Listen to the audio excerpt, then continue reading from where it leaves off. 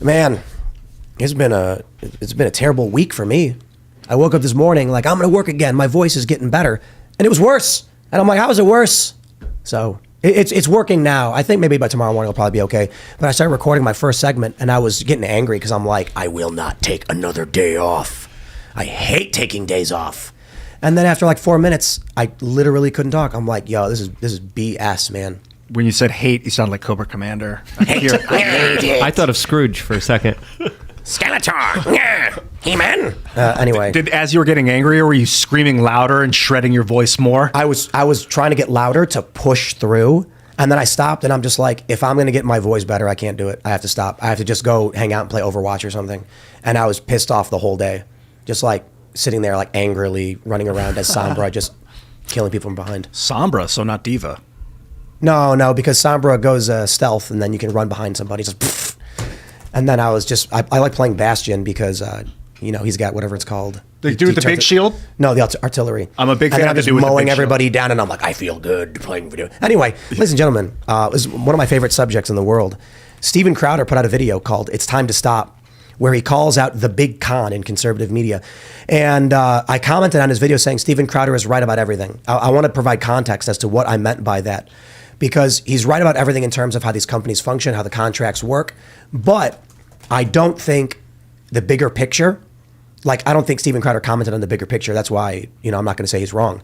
But I think there's a lot to understand in how these contracts work and what the future has to hold. So this is going to be a whole lot of fun. I'm basically going to spill the beans on like basically everything to the extent that I can. I know a lot of these guys. I know the CEOs of all these companies. I've talked with all of them about more than these things. So I respect their privacy. I'm not going to reveal any confidential details that could harm anybody in any way. But I'll tell you about everything I can personally and how it's affected us. And Steven Crowder calling out how this machine is working. For those that aren't familiar with the context, basically Crowder left the Blaze and has been working on his own thing, I suppose. And obviously it looks like he's been shopping around. He posted details of a contract he received calling out what he calls the big con. So we're going to talk about the media landscape, how everybody's responding to it. But we got a bunch of other news too. Hey, we got Davos is happening and a whole bunch of hookers are flying in. And so I just think that's a funny story to talk about because they want to ban hookers for you. But they get all the hookers in the world. So we'll talk about that. Plus, to get serious, we got a crazy story. There was apparently some failed GOP candidate who orchestrated, allegedly, shootings targeting Democrats. Apparently, what was it, Luke? He brought a fully automatic machine gun that malfunctioned. In one of the houses, yes. That's crazy, man. All right, so let's get into it. Before we get started, head over to timcast.com, become a member to support our work. We, full disclosure, man, we exist because of memberships. Crowder brought this up in his video. He's completely right. I saw the writing on the wall. He saw the writing on the wall. And so this is why everybody's creating subscription services. Because for us to keep producing content, we rely on knowing how much money is coming in every month to pay salaries. And that means I remember a couple of years ago, I was like, okay, just doing ads on YouTube is extremely dangerous because ads stopped when COVID happened, like gone. And I'm like, well, our money's gone. How do I even make a video? I just got to cross my fingers and push through. And then I'm like, we need to do a website. We do a website with members only. We create exclusive stuff for those members as something they can buy. And then we know for sure, with like a drop-off margin, how much money we will have per month and if we can keep doing this and if we're growing. And that's why we have the members only over at timcast.com. So become a member. It really does make sure the machine works. And then obviously ad revenue is the icing on top. And as a member, what you're investing in are cultural endeavors. This is going to be a big show because I'm going to talk about Steven Crowder. I'm going to talk about what we are investing money in, why Crowder encountered this contract that he did, why these big companies offer these things. And I think it's going to be enlightening for everybody as I explain how things work here, my motivations, my risks, my losses. And I think y'all are in for a really, really interesting show. So grab some popcorn because I'm going to talk hard numbers. You're going to have fun with this one. Smash the like button, subscribe to this channel, share the show with your friends. I hope you like my fancy glasses. Joining us to talk about this and so much more, we got the crew from the Tower Gang. What's up, brother? Clint Russell. I'm the host of Liberty Lockdown, highly acclaimed and the highly insane Tower Gang with my brother Top Lobster, as well as Reed Coverdale, Toad, Fat Dave, named after Dave Smith, which I know everyone here is a fan of. And who did I miss? Oh, Jose Galasson as well. Yes. Yeah, it's crazy. This is the greatest graphic designer on earth, Mr. Top Lobster. Yeah, I go by Top Lobster. I own toplobster.com. It's a merchandising company. I'm the graphic designer for Break the Cycle with Joshua Smith, the vice chair of the LP. I also own part of podcastmerch.com, which is the That's a company that we do merch for Gas Digital podcasts, like Dave Smith's Part of the Problem. Michael Malice is still on there, Legion of Skanks, things like that. So that's really what I'm focused on. And thanks for having me here, guys. Hell yeah. Hey guys, I'm going to be leaving this week, but not today. And I wanted to remind you guys about BidenFetterman.com. It's an actual website. It is my website. We talked about this yesterday, and that's why I'm wearing my Biden Fetterman 2024 shirt. And to be specific here, when I mean Biden, I mean Hunter Biden. It's the leadership that we deserve. Let the ship sink already. Let's get it over with. You could get the shirt on BidenFetterman.com. See you there. Luke, what you don't understand is when the ship sinks, it's just a submarine, man, that's going to keep going. It never stops. We're better off taking control at the helm right now than letting it fall apart. Hey, I wanted to point out we did an episode of Liberty Lockdown last year. I guess it was last year. That's right, man. man. A while ago. Yeah, That was a good time. Yeah, it was great. I also did an episode with Jose, who's not here tonight. Represent. What's up, Jose? And No Way Jose. Yep, that's right. That was a good time. Ian Crossland here. Happy to be here. High energy Serge Yes! coming up right now. Woo! Let's go. Yeah, we were just talking about this before the pod. That everyone thinks I'm like super chill and I have like no energy. That's the joke, though. My name Serge is has no Serge. chill. He's not. As soon as the show's Folks, over, he's he's got like, energy. he goes crazy. Yeah, get your true picture. that. True that. Hey, I'm at Serge.com everywhere. It's been fun. I've been posting on Twitter trying to figure this machine out a little more. But I'm excited to get into this. It's going to be a good episode. Tim seems ready to go. He's Let's got the get it. glasses on. Let's go. I grabbed a cough drop. Let's see if that works. All right, everybody. Our first story from our good friends over at Media Matters, who I thought, it's the perfect website to use when talking about the big con and Steven Crowder. MediaMatters.org says, Steven Crowder lashes out at big con of conservative media for allegedly colluding with tech companies like YouTube. Quote, those in charge, the big conservative, the big con, and it really is the biggest con going right now. They're making it known in their contracts that they will enforce the guidelines of big tech and punish conservatives on their behalf. Steven Crowder, one of the most prominent, if not the most prominent, I guess, what would you describe this conservative media movement or anti-establishment movement? One of the most prominent voices, if not the most prominent, put out a video today, just straight up calling out big conservative media. And I commented on the video. I said he's right about everything, but I want to clarify what I mean by that, because maybe it's a little inappropriate. He's right about the contracts. He's right about the machine. He's right about how this whole system works, but there's an understanding you need to have. The machine itself is these contracts. It's the product of how the law is structured, how the market is structured, and it's an inevitability. The only way it changes when people like Steven Crowder don't sign these deals, people like any of you who are signing up don't sign these deals, say no to these deals, and build a completely new system. And that means we've got big challenges. It means that Disney's got an advantage. You want to know why Disney's got an advantage? Because when Steven Crowder, he leaves the Blaze, he's obviously shopping around. That's why he's got this contract. He says these terms are insane. He doesn't need to sign it. Many people do need to sign these deals. Exactly. And they do sign these deals. For a company like Disney, I remember I got a contract from them. I signed it. It was a lot of cash I didn't have. And I said, okay. And then within the confines of that contract, I eventually was like, I know what I have to do and I know what I'm not going to do, and you're not going to get me to do anything. Please break my contract. They said no. I got locked up for a couple of years. They call that golden handcuffs. It is extremely common in the media industry. I think Cenk Uygur talked about it when he was at MSNBC. Yep, same thing happened to Jesse Ventura when he was critical of the war in Iraq. They silenced him and essentially got rid of his show that they paid a lot of money for, and he essentially a year was just sitting and couldn't do any interviews or his own show, which is absolutely so crazy. let's do this. I'll start off by saying Steven Crowder launching his own thing is the most important thing he can do, but that the current reality of big media, especially with an anti-establishment landscape, is that these deals are quite literally impossible. And more importantly, they're impossible for someone like Steven Crowder. So I'll say this to get started, and then y'all are gonna have to ask me questions, I guess, on what you're thinking. Crowder's too big. There's no way anyone can sign a deal with Steven Crowder. It's just that simple. Dude's got nearly 6 million subscribers. How do you do a deal with this man? He owns the space. So imagine we got a handful of companies. Obviously, everybody's giving their thoughts on which company they think this was that offered them a contract, but there's a lot, right? Obviously, there was The Blaze. We know Rumble's doing a lot of deals with people. The Daily Wire is obviously another big one. They've got a big roster. What are some other companies in the space? Are there anybody? InfoWars. InfoWars, obviously. I doubt InfoWars. I don't know if Steven would go to InfoWars, though. OAN. No, I mean OAN, Newsmax. Given the legal troubles, Crowder- probably not. Honestly, InfoWars. Fox is there. Yeah, absolutely. Fox. They're looking for a comedian to host. I heard. Well, He'd be a great hire. No. They got Gutfeld. He's slaying it. Yeah, Alex Jones and Steven Crowder did multiple interviews, and Alex Jones even said that he's moving away from his kind of libertarian policies and agreeing with Steven when it comes to more kind of statist solutions. It's possible. It's completely possible. So everybody has their speculation. CRTV is also another big one. No, but Turning Point. CRTV is The Blaze. Oh, got it. Sorry. Yeah, and Turning Point's a maybe, but I think Fox is probably a really good guess too. Like people got to understand, whoever this company is, like, I would tell you, Fox probably has the worst terms. You guys want to play some games? Fox guests aren't allowed on this show. Yeah, not allowed. Fox hosts and personalities. Contractually? I don't know about contractually. I just know that I'm probably pissing off Fox right now.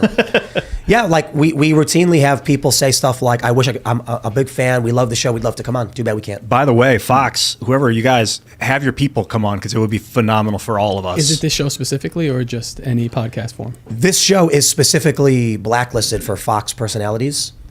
That doesn't make any sense to me. Oh, that makes absolute sense. We compete directly with Tucker Carlson. Yeah, a lot of people see a competition instead of actually, working together cohesively. There's also PragerU, Epoch Times. There's a lot of media organizations in the space that do have the money that could facilitate this. But how do you do a deal with Steven Crowder? Because let's break it down. Let's break it down. You got 6 million subscribers on Steven Crowder's channel. Let's say you create the Crowder Club. He's got Mug Club, but let's say you're I don't want to name any company, so let's make up a fake one. Conservative Inc. Let's say you run Conservative Inc. and you're like, we got some investor cash. Bigwig libertarian billionaire who bought a bunch of Bitcoin because he's a creep, can afford to invest. He's helping run our company, investing in our company. We can hire one of these guys. How much can we reasonably afford to spend? Let's think about the revenues. We'll use the Daily Wire because they've talked about their numbers. What do they have, 900,000 paying subscribers? Mm-hmm. Yeah. Is that what it was? Checked. Yeah, Matt Walsh really brought in that money for them, to be honest. So let's just look at their memberships. They got a $7, a $10, and a $13, or something like that. So let's just go for the middle and say it's like $10 per person. They're doing, $9 million in membership revenue per month. They've also got, 7 big personalities. They've also got ad revenue. Let me do a quick math on what I think their ad revenue might be. Well, actually, no. I think they said, didn't it say they were doing like $100 million a year or something like that? I don't remember. I don't remember either. It was like 120. I'd be willing to bet that they probably do, I don't know, 15 is it's a guess. $15 million per month. Sponsorship revenue only goes so far. You can be really, really big, but it only goes so far. So let's say it's the bulk is memberships, 15 million per month, but you got to pay for, what do they have, 300 employees? I don't know the numbers at Daily Wire very well. Well, let's say the top level talent has to be extraordinarily expensive. Jordan Peterson, crazy money. Jordan Peterson, I imagine they had to pay him like I was going to mention that, like $10 million. In comparison to Steven Crowder, where does Jordan Peterson fall there? Jordan Peterson's a very different personality. Steven Crowder has guaranteed numbers. Right. When you're trying to sign someone like Crowder, you're like, I can look at how many people comment, I can look at how many people view each of your videos, and not only that, if he's got membership only content, he can provide those metrics as well. Right. And then you can say, I know how much money I can make off this. Mm-hmm. But imagine you're, I don't even know how much money Fox makes. They have like cable contract, which guarantees them probably like, hundreds of millions of dollars per year. Yeah, guaranteed just for being on the cable networks, because the cable deals, they people sign up for cable because they want Fox News. Right. So Fox News, how much? My question is this: let's say Conservative Inc. contacts Steven Crowder. How much can they reasonably afford to pay him? How much can they make off of him, and how do they make money off of him? Let's take a look at this contract. In this video, you can see this. It says merch rights. Blank will maintain the exclusive right to create and sell Crowder and Crowder content branded merchandise. All remuneration for the blank and exploitation of these rights is included in the fee. Okay. Email list. Blank will maintain the exclusive rights to manage, grow, and monetize all Crowder email lists during the term. All remuneration for the exploitation of these rights is included in the fee. Social media management. Blank will have the exclusive right to manage, curate, and monetize Crowder's official Facebook, YouTube, Apple Podcasts, Spotify, Snapchat, Rumble, and other social media accounts, excluding Crowder's existing personal Twitter and Instagram accounts during the term. Additionally, Blank will have the perpetual and exclusive right to create, own, manage, curate, and monetize any and all social media accounts on any social media or similar platform as determined by Blank on the Crowder content or shows. All remuneration for the exploitation of these rights is included in the fee. What's the fee? Was Crowder offered $100 million? Because I got to tell you, if someone came to me and said, look, we can make merch based on you, ours. We can manage an email list, everything, ours. We're going to handle all of your social media content. All of that will happen only within the term as it states in the contract. What's the term? Typically 3 years is what they'll try to get you on. Whenever I was negotiating contracts, they'd always say 3 years, and I'd laugh and I'd say no. And they'd be like, but that's standard. I'm like, I don't care what standard. We'll do 2 years. And 2 years is I did 2 years of Fusion. What's the fee? Is Crowder mad that they offered him a really garbage fee in exchange for control of all of his rights and all of his production? It's possible. I don't know. Don't know how much money he was offered. But I'll tell you this. If he was offered, say, $200 million over 3 years, is that contract unreasonable? No. If he was offered $5 million for 3 years. Then it's unreasonable. Absolutely. Yeah. So that's a big question here. This contract may look exploitative, but it's really, we don't know the consideration. Exactly. If I went to you and said, I will give you, like, if I had a contract and it said, like, you must turn over your house immediately, you must give me all property you own, and then you went around showing people, like, look at this contract. It says he's going to take everything from me. People might be like, wow, that's crazy. And then he's not showing you the page where it says, in exchange, I give you my house and $1 million. You know what I mean? It's like, Right. we don't know if the deal's fair or not. If you're going to sell your soul, you better back up the Brinks truck. You know, like it better be heavy money because, as you said, Crowder's making crazy money, so he doesn't need to sell his soul. Is he though? Well, do you not think so with Mug Club and all that? Who owns Mug Club? He said he owns it. He owns it. Yeah. He owns it now, or he owned it before. I don't know. In this video, from what I saw, I watched about 20 minutes of it. He was saying that basically we can do this on our own with Mug Club. I can open up my own thing if need be. But he didn't really go into specifics about how much he's making. So if he's going to open up his own thing, I'll tell you, man, Crowder with 6 million subscribers, when he did the coverage of the midterms and he had, like 500,000 live viewers, if I was going to just spitball a number that I think Crowder independent would make, it would be $10 million per month. Wow. The Daily Wire is big. The Daily Wire is basically Ben Shapiro.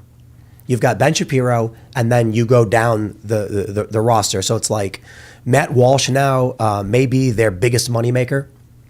Interesting. Oh yeah, What Is a Woman was just massive. Oh, but I mean, yeah. these are things they've stated publicly. Right. They've talked about how they brought in like 300,000 new members off that alone. Or I think that's what they said. I don't know for sure. It's just what I heard. And I mean, you got to think about that. 300,000 new members on a documentary that probably cost a couple $100,000 to make. Couple $100,000 to market if you want to do it big. True. They had a Times Square billboard. I think they had it running. Yeah, they knocked it out of the park with that. So imagine you got $13 a month is the tier to watch video, and you had 300,000 people. Let's say the average person stays on as a member. The churn rate for every company is different, but let's say it's a year. Mm-hmm. That's a lot of money to come in off one documentary.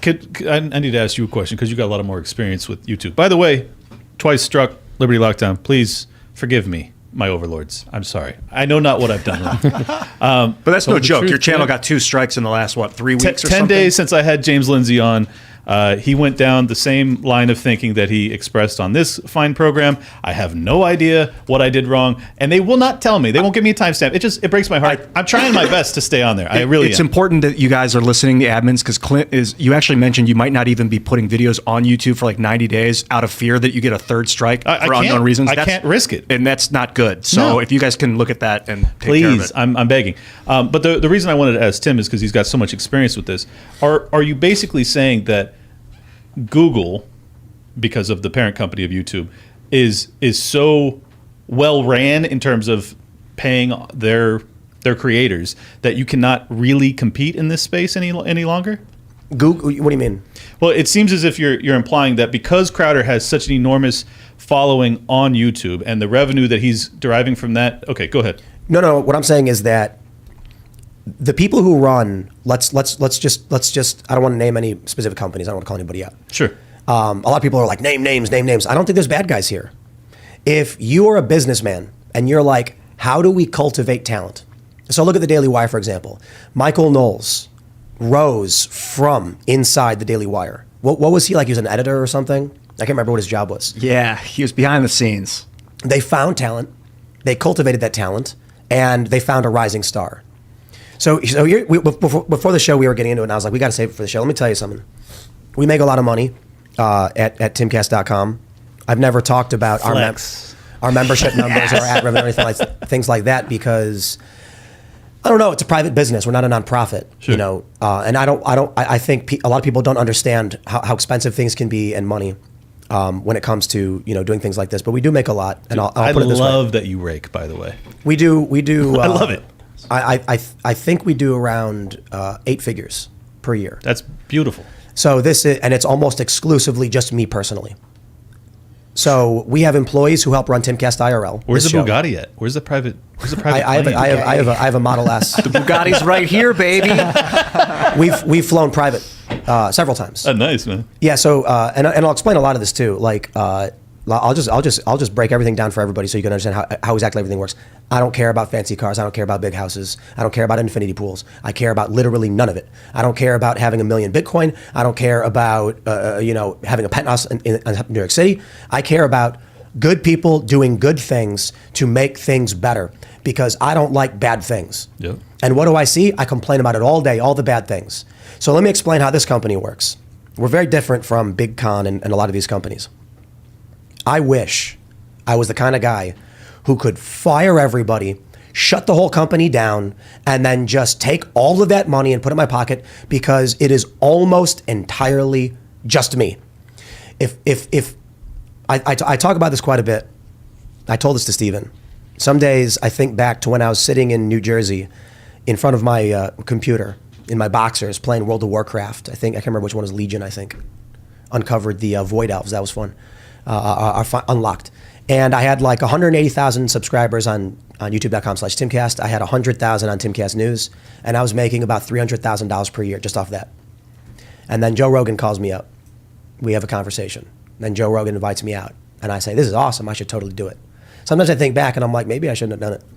Maybe I'd like to peer into the crystal ball and find that timeline where I said, "Joe, with respect, love your work, not interested. Have a nice day." Because I'd be sitting there minding my own business with no headaches, with no employees, and I'd be making a ton of money. And then with that money, I could buy a bunch of gold bars, put those gold bars in my closet, and then a year later, I will look in my closet, the gold bars are sitting there. So here's the thing about these big media companies and why they do these deals and why they offer the contracts they do. First, I'll say it again. Crowder's right to say no to these contracts. He's right to say these contracts are bad. Nobody should take these deals. It's a new world. Make your own channel. Forge your way. It is difficult, but that's what has to be done, especially for someone as big as Crowder. I can certainly understand why there is someone thinking like, yeah, but if I get a job at the Daily Wire, I could be the next Michael Knowles. Total fact. Total fact. Here's the thing. What do we do? The majority of the money that we make here, we invest in people who don't make money back for us. And I'm not trying to say this because I love everybody who works at Timcast. We got an awesome team of really great people, and they help make it all possible. It is possible to run Timcast IRL on bare bones with maybe like 1 or 2 people. But I want to make sure nobody's like going crazy and everyone's comfortable. So we have like a handful of people who help. We have people who book, people who schedule guests, people who will handle the booking for us, do the paperwork. It does require some people. If I got rid of this show and just did my own personal YouTube channels, revenue probably wouldn't change that much, and I wouldn't have to worry about any of this. I could take that money that I make from you guys watching my content. I could then buy a gold bar for $2,000, put it in my closet, close the door. A year later when I come back, the gold bar is still there. That's my gold bar. I will always have it. Yeah, Instead, you go and you look at that gold bar and then you walk out of your house and the world's on fire, Tim. Yeah, that's the thing. I don't know you that well. Maybe 45 minutes we spoke, but I could tell the type of person you are, and you wouldn't be satisfied with that. It's because I don't care about a gold bar. Right. So here's what we have. We have like 35 employees plus contractors. I make a little bit of money off a bunch of our shows. I think Cast Castle may be our second most successful show because we've got a bunch of people who sign up to become members specifically to watch the shenanigans of the house. I think that's awesome. Nice. Pop Culture Crisis, our pop culture show, in the red. Makes money, but in the red. And you know what? I don't care. But let me explain something. And you know, shout out to the Pop Culture Crisis crew. You guys do a really, really great job. We pay them a salary. That's guaranteed income. I don't make that money back. How could I do a deal where I'm like, I will pay you more money, or I will give you all of these things, like when a member signs up, you get a cut? That's impossible. Yeah. I'm just losing money, but I want this thing to exist. And then here's the best part. Let's say I spend $500,000 on this show because I want it to exist. And then they quit. That money's gone. Crap, I could buy gold bars. They don't go anywhere. They don't even walk. Yeah, you know, you just lock them in a closet. What you're investing in, though, is you're investing in an intangible. So, like pop culture crisis, culture. That's what you're investing in right there. You don't know what that will turn into. And we also look at like maybe some of the ESG stuff where Disney will fund movies that are just complete garbage. And I'm doing the same thing. Be in the red, but they're pushing a culture. They're pushing something. They better not be garbage, Tim. Don't do it. No, I'm doing. This is what people need to get. Impact investment. Fox is what it News, says. Fox News, the Daily Wire, Epoch Times, whatever. I'm not trying to call anybody out specifically, but they're in the business of making money. They, of course, probably believe something like a lot of what they're doing. You wouldn't start a business selling birdhouses unless you liked making birdhouses. But I don't need the company to make money. So this is what I'm saying about Crowder being right. What we're doing and what Crowder needs to do is different. Crowder will be rich for the rest of his life. He has nothing to worry about. What Crowder needs to do now is take those resources from those who care about him, those who respect his voice and believe in the movement. When they buy Mug Club and when they invest, he needs to then do exactly what he's saying. This is why I say he's completely right. He's like, I will sign you. I will get you this deal. Yes. Because Disney is doing ESG. They're hiring woke people at a loss because they want the politics. I'll play the same damn game. I could invest all of my money in something much easier. You know, I could call a wealth management guy and be like, look, we're making 8 figures. Take all the money, all the profit, and invest it in BlackRock and Vanguard, whatever garbage company that wants to destroy the planet. I am doing that. So, you know, I mentioned, like, we've flown in private planes. I've got a Model S. I'll tell you exactly why I have a Model S. I don't want a Model S. I don't want an expensive car. But I can't just have money sitting in the bank. That is not a reality. It devalues over time. Yeah. Especially with the way inflation was going, what ends up happening is I'm sitting there and we have like profit come in and I'm like, okay, I have this money that came in. I want to invest it in something. We have to have a certain amount in our savings account to run the business. Because when COVID happened, revenue dropped to like, we basically were sitting on top of red. And that was a scary thing to see happen. Now I've got 30 plus employees. I can't go in the red. If we don't have that rainy day fund, Right. people don't get paid. Yeah. Okay, can't do that. Also, can't just have cash in the bank. It's losing value, and people want raises. So you have to buy something that will retain its value. So property in any capacity. Well, I really relate to your story, and this is, I think, why I'm a fan of yours, is because you don't need to be doing what you're doing in terms of fighting in the culture war, and yet you're doing it. And this is actually one of my major disagreements with the old guard of the Libertarian Party, is that they really abdicated their duty in terms of engaging in the culture war at all. You know, they just said, let people do as they see fit, and that's not our business. We just want the government out of it. And while obviously I agree with that sentiment, I think at the end of the day, the reason that Michael Knowles and Matt Walsh and these other people get to drag us through the mud and pretend as if we're, you know, degenerates and we have no moral fabric or you know, culture to ourselves at all. As they should. Well, they should be doing that, but they're wrong. And I think it's because we didn't engage in that fight. So I love that you were talking on the show last night about creating the coffee shops with the skate shops and having our crew of media that's, you know, playing, as opposed to having CNN playing in the gym and things like that. Exactly. I think it's so important that you're doing that. And the other reason I relate to your story is because I ran a private mortgage company and I was making $500,000 a year and I had no employees and I was just raking. I was just doing great. And I did that for 10 years. And then the lockdowns happened and I was like, oh, I've been ignoring the insanity of our world for too long. 2020 strikes. Obviously, lunatics are in charge of us. They lock us down. They screw up everything. And I'm like, well, I need to do something about this. So I shut down my company. I start Liberty Lockdown and then Tower Gang.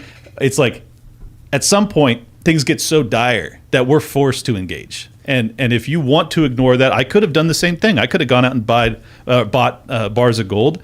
But then I'm in a world that's hell. So why would I do that? If I could just tag on to what you were saying, a couple of days ago you had the Krasenstein brothers on, and they said something that bothered me.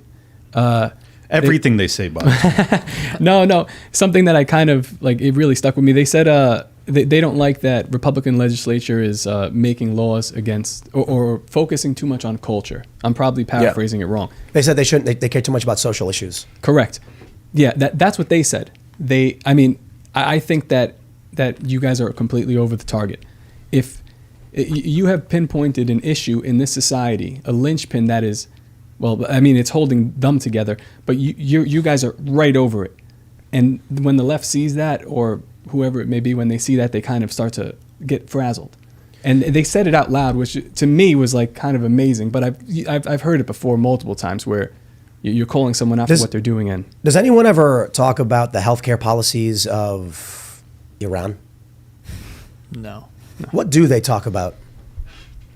What does the left talk about when it comes to countries like Iran or Saudi Arabia? Hijabs. women's rights. Yeah. Women's Optics. rights. Treatment of gay people. Oh, that's true. So what happens is, on the right, you have the vanguards of social order, where they're saying, like, guys, if we go down that path, no one will ever care about healthcare policy because people will be dying.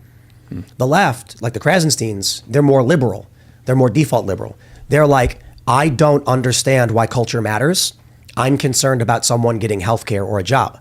And I'm like, that's downstream from where we're at. I agree with you, but when the cultural apparatus is completely on that side there, every time I open my eyes, or like if I turn on my phone or the TV, it's something from a left-leaning cultural establishment. Oh, yeah. It's kind of hard for me to separate these two things. So It's so monopolized. I really believe that if we don't engage in that fight, then the future generations are owned by their dictates and we stand no chance. So we have no choice but to engage. And the people that actually have financial capital or success or brand recognition or name recognition that exists in our space, as far as I'm concerned, maybe it's altruistic, maybe it's too haughty and lofty, but I think that we have a duty to engage in their arena, the one that they don't want us to be engaging in. Yeah, one of the issues up to this point the libertarian has had, I think, is that it's very live and let live, like you do you, Right. according to politics, like your politics, yours. But then they also said that about culture, like whatever. But the reality is we are embedded in each other's realities, like culturally, regardless of our politics. I'm so down with letting you do your own politics over there, but if it's altering the way my kids view their gender or changing the way my kids think, I'm involved no matter what my political This agenda. is why I have such a harsh disagreement with the Reasons and the Cato Institutes of the world that frame us as being basically we're not permitted by their establishment Libertarian Inc. banner to engage in this discussion whatsoever. They don't want us to comment on ESG and CRT and any of the things that are going into our culture, which is like gutting our civilization. And I take that very seriously. And most libertarians I know do as well. So when people recognize, Cato or Reason as the standard bearers for libertarianism, it drives me insane. And that's why Crowder's done that multiple times. Yes. But I want to read these. We got a couple super chats, and this is a really good example of one of the biggest problems that we have in the culture war. We got Blunt News who says, Tim telling all his employees he doesn't need them, right to their face in front of the world, you're welcome to the $5, it's the last. Another guy says, Tim, you need a slice of humble pie. No, let me speak for that, bro. I got a guy that's being honest with me. That's the first That's not even it. Let me. You basically said your employees are inconsequential. Have some respect not for the what's being people said. who took the risk. But this is the point. The view of those super chatters is the purpose of the business is to make money. No. If I'm going to do anything in terms of leading a culture war charge, it's impossible without the people who work at this company. Bingo. The money is garbage. That's the point. I don't need it. I'd rather hire someone like Shane Cashman so that he can write these stories and profile people like Carrie Lake and Kanye. Yeah. Excellent article. The way I've explained it is, what would I rather have? An infinity pool or for the world to be able to read a breakdown of what happened in that courtroom with Carrie Lake? Hell yeah. For the world to have that article. So when someone says, like Tim's saying his employees are inconsequential, oh, you misunderstand. They're inconsequential to me making money, but who the cares if I make money? We all care if fact-based news is being written. Hey, guess what? We're NewsGuard certified over at Timcast.com. That's only possible thanks to our newsroom. Does the newsroom make money? It makes a little bit, but I spend more on it. Why? because it is more important to have these people able to do the world-changing things they do than for me to buy gold. That's the point. How about this? I could, if I was that kind of guy, be like, I'm the one who makes the money. What do I need anyone else for? But I don't care about that.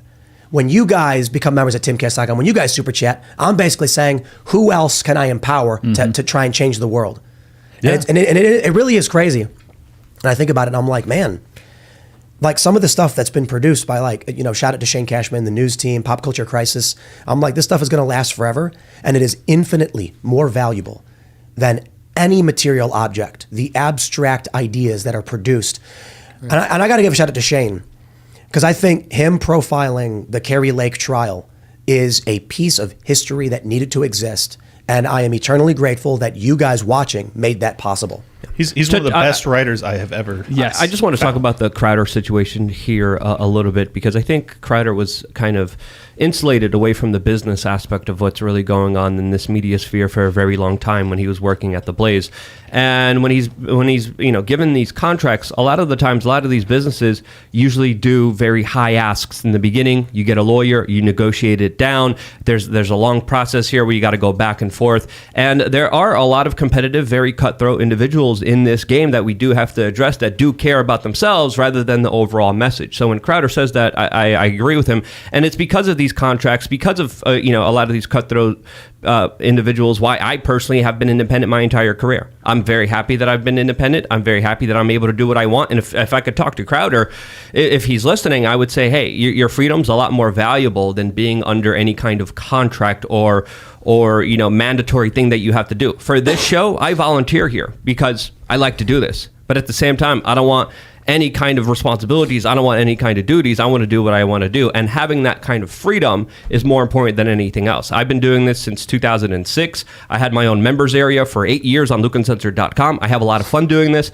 And independent media is supposed to be independent. And I think he has a pathway right now to do a lot of good. I disagree with some of his larger political ideas, but I think what he's dealing with right now is just the reality of the current situation that he's speaking about. So I'm kind of happy that he is speaking out against this and bringing attention to it. I'll put it this way: Luke and I had a conversation a while back about him, being a recurring guest or co-host, and ultimately it was like a work exchange doesn't make sense between the fact like both of our different companies. And so Luke's like, well, I like coming on the show. And then Luke finds his own way to monetize. And that's okay. You don't got to be here. You can be here if you want to be here. Regarding it's a mutual agreement, right? It's nothing's forced. Nothing is expected. We just do what we do. We love talking to each other. I love being on the show. And it's a fun time, and it's a pleasure. And then he being leaves here. abruptly. it's super important. Not about. I give you like at least 2 weeks, and I give you the kind of stat. I'm like, hey, I'm going to be coming here for a few months, then leaving. But we've talked about like Luke being on permanently, but Luke runs his own company.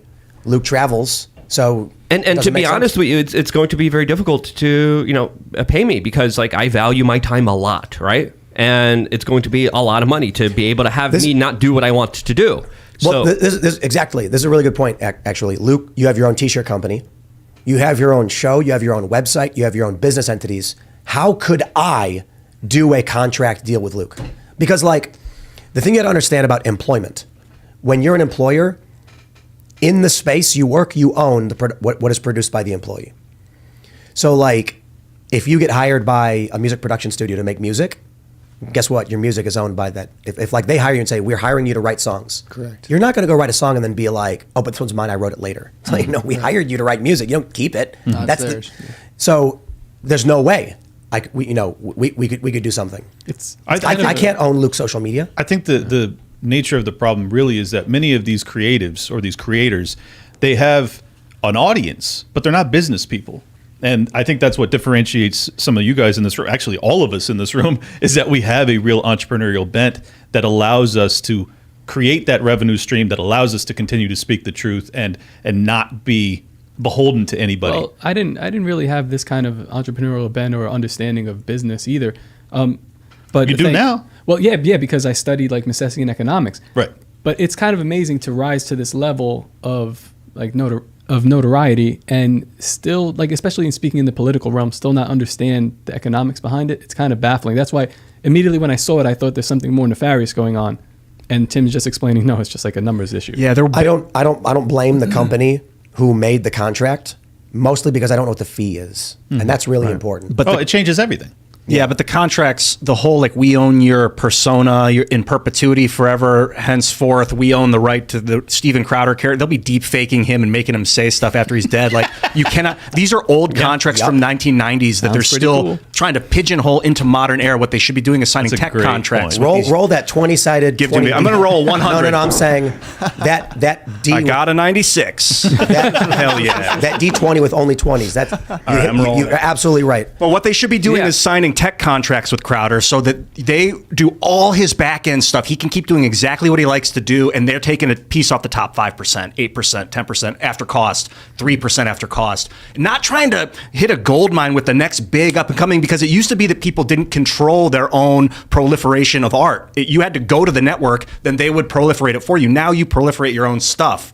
And we need to treat these artists with that kind of respect, knowing that. Hey, I think Ian, part of the reason that not just the culture but the economy has also been taken over and dominated by the left is that we've really lost the competitive edge that I think many in the conservative libertarian sphere once had, where it was like, we're going to find a way to compete with you scumbags. Like we're going to find a way. And I wish that instead of looking at these contracts and Crowder kind of framing it as him being a victim of it, he were to say, I'm going to replace you. You offer me these terrible deals, because if you can do that, then do it. Yeah. You don't need to complain. If someone sent me this contract, I would take a dump on it. I'd be like, no. I rolled a Get 20, the by the way. Get the F out of here. Well, what you should do is- I'm a free human being. I get to do what I want. You want to monetize and control every aspect of my existence? Hell freaking it's no. important. Because I could do a way better job at it myself, and that no one's going to be controlling me or pulling my strings. That's what he said to me. But I sent him a contract, and then Luke just got. It's important Luke, come on, man. not to get emotional when you get It was these a big weird dump. contracts from I like took out the ignorant. squatty potty too. Yeah. Like, don't let your emotions charge up when you get insulting offers. Just stay cool and counteroffer it with Yeah. with more than what you want. Even give it to them, give it back. And if they laugh at it, then walk away or renegotiate. But We're not talking about 17-year-old Taylor Swift signing a crappy contract. We're talking about a 30-something-year-old man or 40. I don't even know how old he is. One of the- it's just like the you're not a biggest victim personality. here. Yeah, you're not a victim here. Well, Come on. what I would say to Steven is, I think, he's been working with the Blaze for so long. He's not been in the space. It's kind of like, when you're in a relationship for a decade and then you break up or divorce or whatever, and you're going back in the dating pool and you're like, whoa, this is crazy. The Like, Shark Tank. Yeah, like what do they expect of me? Right. So I see this and I'm like, again, the first and most important thing is what's the fee? Because Luke was mentioning if I got a contract, take a dump on it. But Luke, what if they offered you $200 million? Probably 1 year. What's your number, Luke? $200 million 1 year. He says I gotta yes. read the contract. I gotta read all of it For sure. that would be good. I I gotta, would think. but if they're gonna destroy everything I do, True, because hell with no, that I contract, don't want it. they could could do- delete his YouTube account with that contract. Yeah, You could do So- unspeakable things to me for $200 million. Unspeakable. What was Kanye's? Yeah, what but was Kanye's you note? reach a certain point when you have so much money, it doesn't really matter, right? That's why I don't understand a lot of these kind of sociopaths. I ain't got that kind of money, I don't bro. understand a lot of these I was looking sociopaths at and $500 million billionaires. lot yachts last night. Yeah, but who cares? I'll tell you, the number nice. is probably like $200,000 per year, and then everything afterwards is confusing. It depends on. True. For me, I'll tell you my story. Everybody knows I grew up on the south side of Chicago, poor family. I remember when I bought Pokemon Red. I worked at my family's coffee shop. We took out loans, put the house as collateral to get it, ended up losing the house when everything fell apart. But I remember working for tips, saving up $30, and then buying Pokemon Red, and I was like, wow, that was so hard for me to do. And I knew kids whose parents bought them red and blue, just because it was only $30. What do we care? My dad makes six figures. Right. I was like, oh, my dad makes $30,000 a year. So I had to work really hard for that. So for people who grow up with a really high standard of living, it's hard for them because they're so used to it. I've met a lot of people who were born to families who are, millionaires. And when they're older, they're panicking about not making $500,000 a year because they're like, how do I hang out with my friends? They're flying to Ibiza next week. I got fired from my job and I got an offer. It's $125K. I can't fly to Ibiza on that. And I'm laughing like I've never flown to Ibiza. Yeah. I can't relate So- to those people, to be honest. Right. Even though So- I've made money like they have. So what ends up happening is I worked for Vice. Vice paid me $85,000 to start because I said, guys, I don't care about the money. I could probably come in here and tell you with everything behind me, you got to pay me a lot of money. You'd probably say yes. I want guarantees. And I laid out the business guarantees that I wanted and said, if that's what you can give me, then the money needs to get me an apartment and pay my bills. And they said, okay, $85,000, but We give you these 3 guarantees. Deal. After a few months, I said, you're falling short on 2 of the guarantees. That means you're not paying me what we negotiated. The money is ancillary. They said, okay, we're going to get you these things to make it up for you. We'll give you another 15 grand per year.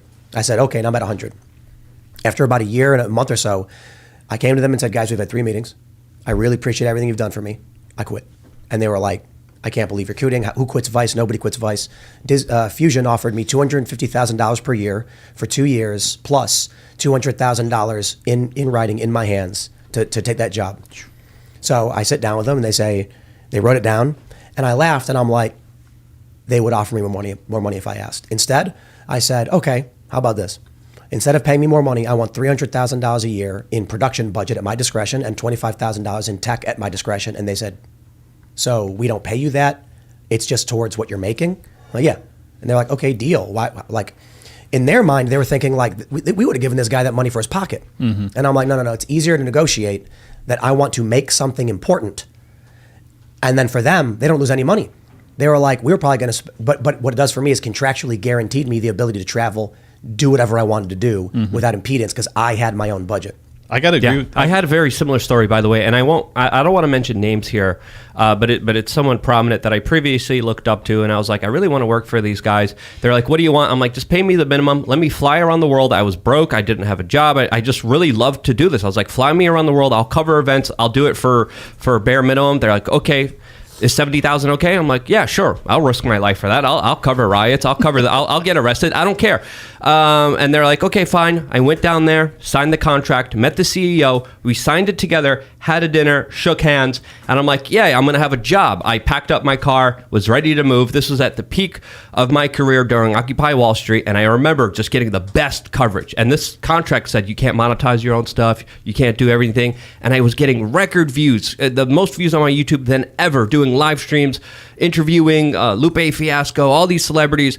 And then they stopped taking my phone call. And then they stopped answering my text messages. And then they stopped answering emails. And I contacted on one person, a second person, a third person, and they all started ignoring me. And I'm like, what the hell's going on here?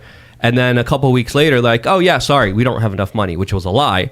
You're too bad. And now I lost out on some of the biggest income that I could have made. I lost out on business opportunities. And I'm like, this is what I get for trying to work with anybody. I'm not going to be working with anybody. I'm going to be independent. I'm going to continue to be independent. Even though I'm struggling, even though I'm not getting any money, this is why I created my members area and LukeUncensored.com, which it is right now. And I made my own way. And I'm a lot happier. And looking back at it, I am so happy I didn't work for that company because that company had its own legal problems. And more importantly, I have my own thing that I built myself that I'm super proud of more than ever, and no one could take that away from me. I want to address some of the super chats. They're right. They're saying Crowder's not claiming to be a victim. He's calling out a few things. One, the massive penalties, and that they're based on if you get a strike on YouTube or Apple, they'll dock you fees. Yeah, I can explain that. Again, Crowder's right not to do a contract like this. But imagine I say to you, all right, Tower Gang guys, I've seen how much your podcast makes. Let's do a deal. Right now, you guys make. We're gonna do random magic numbers because I don't know how much you guys make. But so I see that you guys this year made $5 million. Amazing job. Last year you made 4.8. I think that if I sign you and manage the ads on your show, I'll take your workload down by 25%, but increase your revenue growth 40% year over year because we have a big network of ads. So here's what I'll do. You got no reason to sign with me unless I pay you more than $5 million, right? Mm-hmm. Well, it looks like you're on a trajectory to do 200,000 more this year than last year. I'll make it 500,000. I will guarantee you 5.5 this year and 6 in the next year for a 2-year contract. Guarantee you that money. Okay, now what happens if you go Do we have upside though? What? Oh, yeah. Okay. And then after that guarantee, we take 10% of your revenue, right? Whatever the deal is. So that way, or it's probably going to be like 20 because like when we're doing a guarantee. I'm giving you a growth guarantee, but I'm so confident I can make more money that after we do this guarantee, I know I'm going to make that $5 million. I'm going to make $5 million this year off your show. So I'm getting that money back. You're getting guaranteed growth. I'm doing the work to grow it. And then after that growth, you still keep 80% of it. But here's the thing. What if I do this contract with you and then you go and start ranting about a cabal of people with tiny hats? And then all of a sudden you get banned from every platform.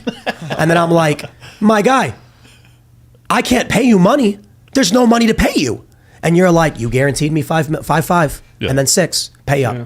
That's, you have to have these in the contract. Otherwise, you're basically just burning cash potentially with the crazy cancel culture world we live in. You have to be prepared for that. You just have to. So I imagine, the deal with Crowder is they said, we're going to pay you, let's I don't know the number, but let's say they were like, we'll give you $15 million per year, guaranteed. No matter how much membership you bring in, no matter how many ads you sell, we will take the risk on our end. So here's what I imagine happens. They go to Crowder and they say, I'm looking at your numbers. I'd be willing to bet, because we don't know, because the Blaze has those numbers. Mm-hmm. But this other company is probably not the Blaze because he left the Blaze. It might be the Blaze. It might be his contract renewal, for all we know. And a lot of people, I know everybody's saying they think it's a Daily Wire, but there are a lot of companies in this space, and this could be him re-upping his contract and then getting angry, and that's why he left. We don't know. He did It could say be Fox too. wasn't. I mean, look Okay, how but- small those letters look. Right. It could say Fox. It could say FNC. Yep. Fox News Corporation. So imagine they go to him and say, it looks like you make, based on your numbers, $12 million per year. We'll give you 15. That means we're going to risk $3 million of our money that we don't know if we'll get back. That also means if you're willing to accept $3 million more per year that you normally don't get, you have to be responsible in terms of how these platforms operate. That means if Facebook gives you a strike, if YouTube gives you a strike and you can't make that money, here's what we're going to do. We're going to give you a flat percentage docking on our guarantee. Now, here's what a lot of people think that's a bad thing, but think about this. If you get a strike on, and I do think the contract is bad, by the way, but I'll explain. If you get a strike on YouTube, you guys got a strike, you got 2 strikes. Yep. You can't produce for 90 days. Right. So that's 25%. Yeah, of a year. It's insane. Of the whole year. No money can be generated on these platforms. And they won't even tell me what I said wrong. Well, they might. So imagine, But let's hope. somebody says, I'll do a deal with you where I'll guarantee you money, but if you get knocked out for 3 months, we're not going to pay you that money. Correct. Here's what I think with this contract Stephen was offered. The fees, exorbitant. The response from Crowder, in my opinion, should have been a response with remove the fees, Right. assume the risk, and we got a deal. Yeah, counter. Yeah. But I think that the issue is, as he points out, he's in a position to say no to this, and younger people aren't. And the fees listed in this contract are ridiculous. They like are 25% for a YouTube strike. Like, dude, one YouTube strike is 2 weeks, True. not 3 months. No, it's actually one strike. I think is only 1 week, and then it's 2 weeks, and then it's permanent. But it's still, you have to you reconfigure the entire nature of the show after you receive those strikes, because you have to completely reformulate your brain to try and stay safe.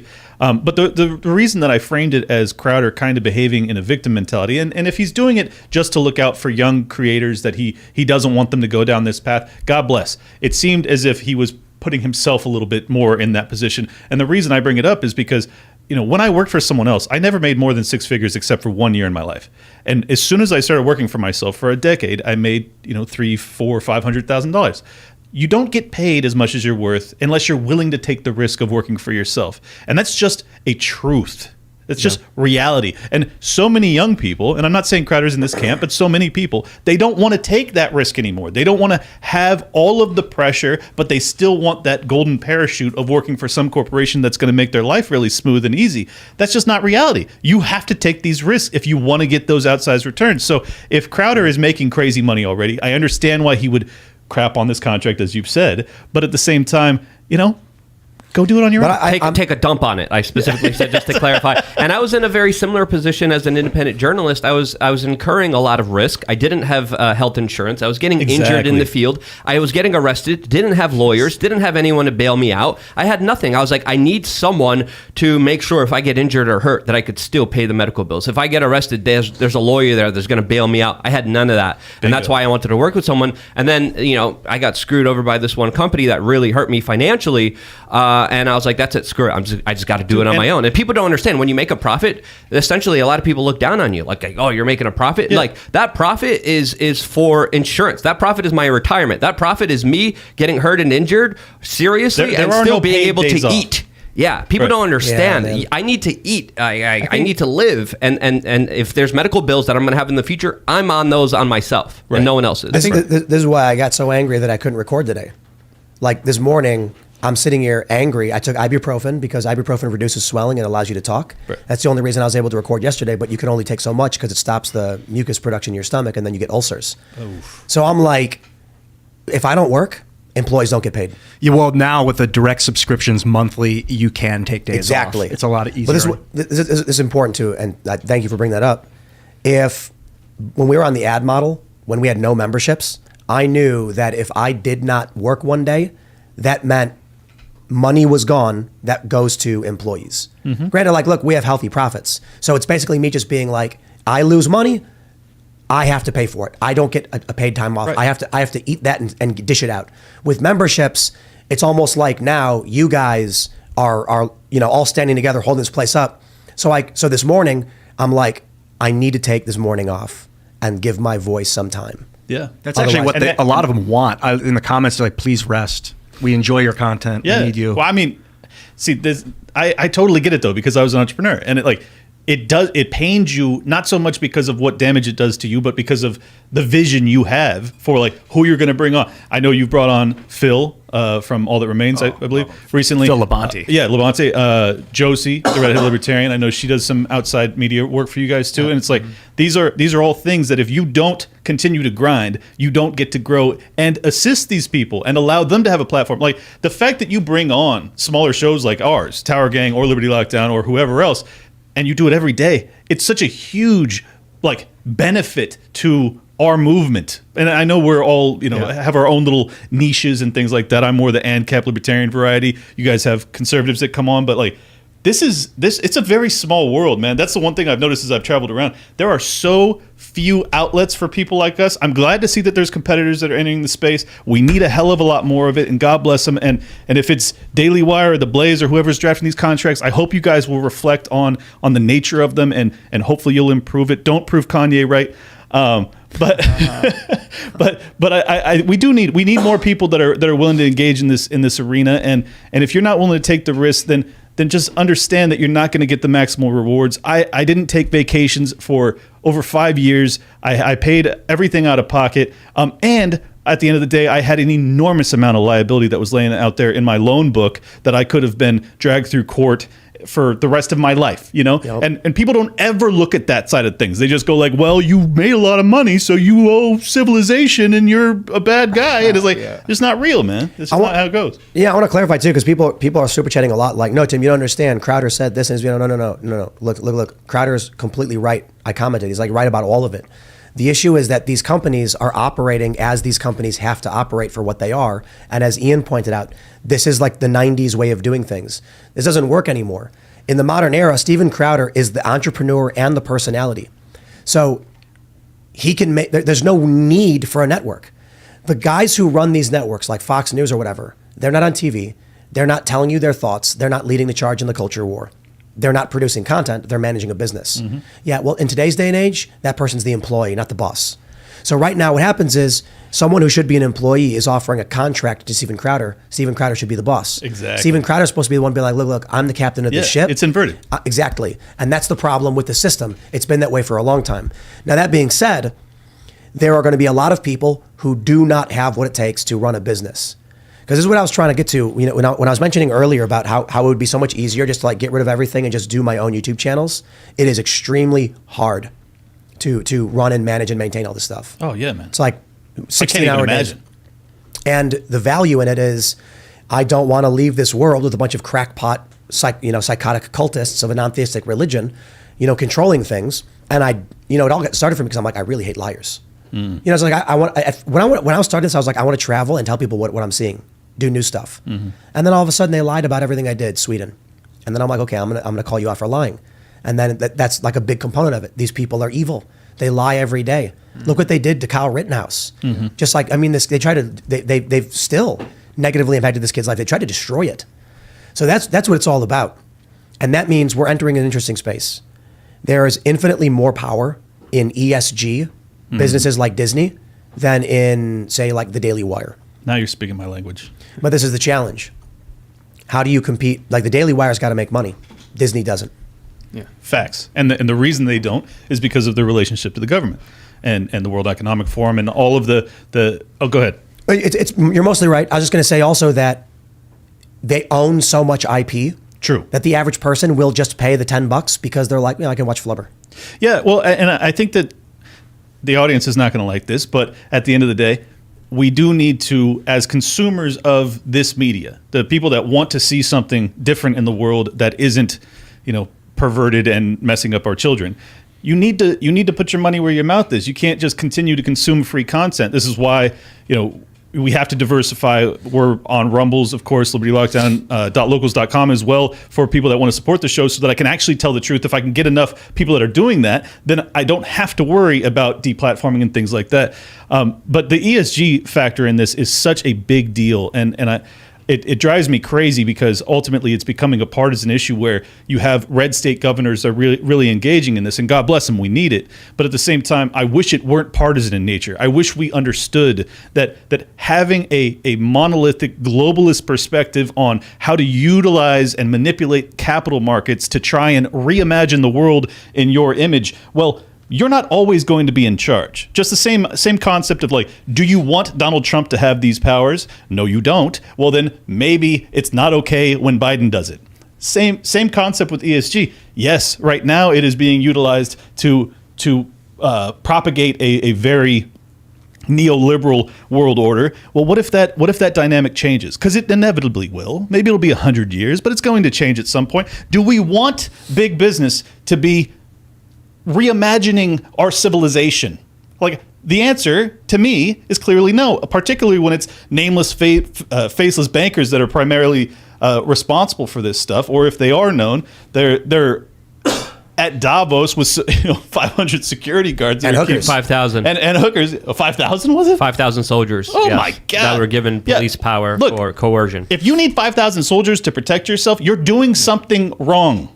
You're doing something wrong. True. And I'm not at all wanting them to be threatened or injured at all. But there's a reason that people are so concerned about your trying to manipulate and coerce the entire world. We're talking 8 billion people that you want all to live in this particular worldview where carbon emissions are such a danger, where the thing that I exhale makes me a danger to every man, woman, and child on earth. It's a very anti-human perspective, and ultimately it's anti-capitalist. This is one other talking point that I have to get across, is that this is not capitalism that we're dealing with. And when people talk about it as if it is, it drives me absolutely insane. Right. This is a fascistic model. Correct. Crystal clear fascistic model. And you can't then hold that up and say, look at all of these evil things that are happening in our world. Right. This is why we have to go towards socialism. We're basically down that path already. The big challenge is these ESG companies. ESG is the prerequisite for financial investment. Yes. So in West Virginia, these fossil fuel companies, coal or whatever, are like, hey, we need a loan of $5 million to expand our operation, hire more employees. And they go, no. And then someone comes out and says, we want to do Drag Queen Story. And they're like, oh, how much do you need for that? And you know where that money comes from? The Federal Reserve. How do you compete with an industry that can print infinite money for itself? You cannot abolish the Federal Reserve. But doesn't that make this whole thing? It just thing... means it's harder. And that means we need all of these companies that are in the independent and anti-establishment space to be operating on the exact same capacity. Don't hire woke people. Right. Hire people who believe in freedom. Yeah. Empower people who believe in freedom. So this is the point of... And if you're a consumer of that media, support people that are providing that media. You really have to. You have to. If you want to see that, you have to actually contribute. So this is, basically everything that we do here and why we do it. Why do we hire the people we hire? Because their job is to be a positive influence on the world. And that's more important than the revenue. We're an ideological company in a sense. Timcast makes money. Yeah. The other shows make money, but Timcast makes the overwhelming majority of it. And then that money is the resource that we use to have people make cool and good and positive things. Mm-hmm. I love it.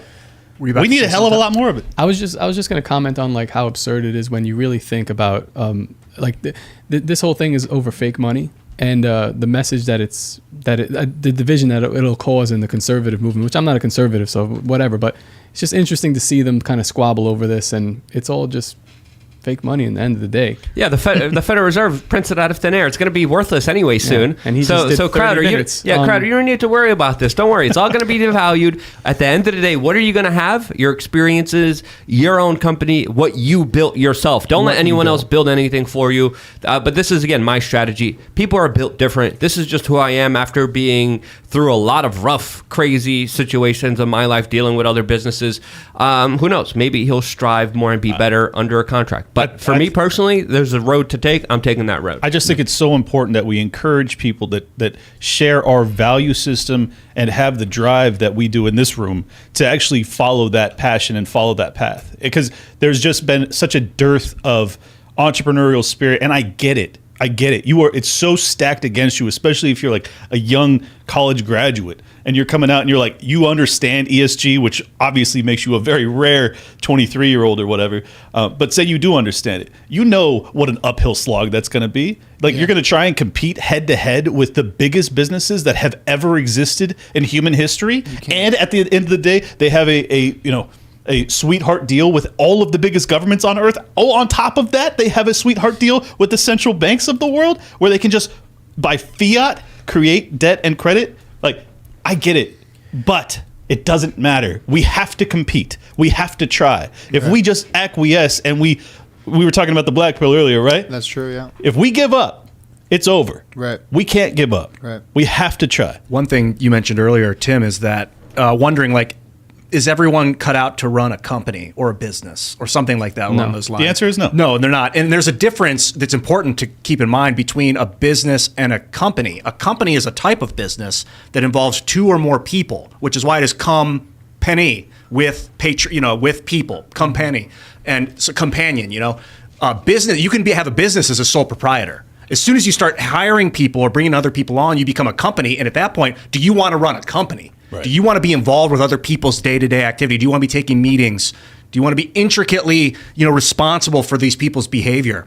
That's the question, and it's like an art form. We've been offered deals by all the big players in the space, and all the deals were bad.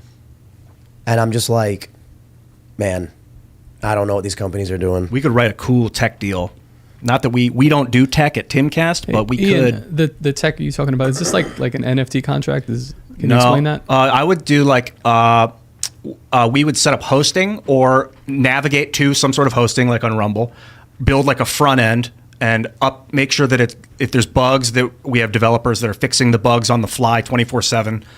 And so we would technically help you host your own content and provide your subscribers a direct revenue to you. And then we could technically take money off the top if we wanted to. I'm building a charity right now that's building this software. So ultimately it'll be free for everyone to use and I'm not taking anything for it. All these companies call me nonstop. Like whenever there's drama, you know what I mean?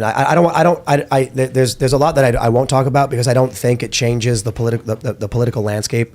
If it did, I would come out and just be like, sorry guys, but there's private stuff and I always try to avoid things that I think might hurt. It's standard journalistic ethic. It's minimize harm. But I'll tell you, I've talked with the Blaze for years. Said no every time. I've talked with the Daily Wire. I've talked with Rumble. There's a couple other companies that we've negotiated with, and some we've done deals with, and I just say no to all of them.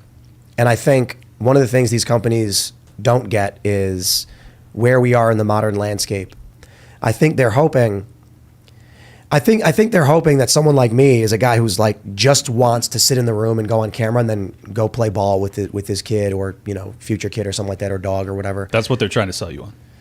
Yeah, and they do. They all say the same thing. Like, you shouldn't be worrying about this stuff, man. Exactly. Like, let us take care of the heavy lifting. And I'm just like, what's going to happen? I'll tell you what's going to happen. And I say this to every single person I've ever talked to in any company. And I learned my lesson with Fusion. But I got paid, and I used that money to invest and build this. I'm like, we're going to start. We're going to be excited. We're going to get the ball rolling. 6 months in, I'm going to come to you and say, problem X is solved by Y. And you're going to say, okay, well, I don't have time to deal with this. Someone will take care of it. And I say, no, it's a problem in my life that needs to be solved now for the show. And if I don't have the authority to do it, then I'm going to be in a very bad mood. And then you're not going to be able to. So there's no point in doing these contracts. Mm-hmm. That and, yeah, I think these companies, they're archaic. They can sit down and explain to you exactly why, like I mentioned, like why they do the penalty deal with Crowder's contract. And then Crowder's appropriate response is, that's insane. It wasn't insane 20 years ago. Right. It wasn't insane 30 years ago. But it is now, when Crowder is the captain of the ship and he should be the one running it and they should be working for him. Let me add one thing, because I probably blackpilled a lot of people by demonstrating how challenging it is going to be to compete and succeed in this space. However, because of the monopolistic power, or at least oligopolistic power that these operators have, they don't face a lot of real competition. So when there is genuine competition, and also they're very bureaucratic, they're very slow moving, they become very comfortable, overly confident.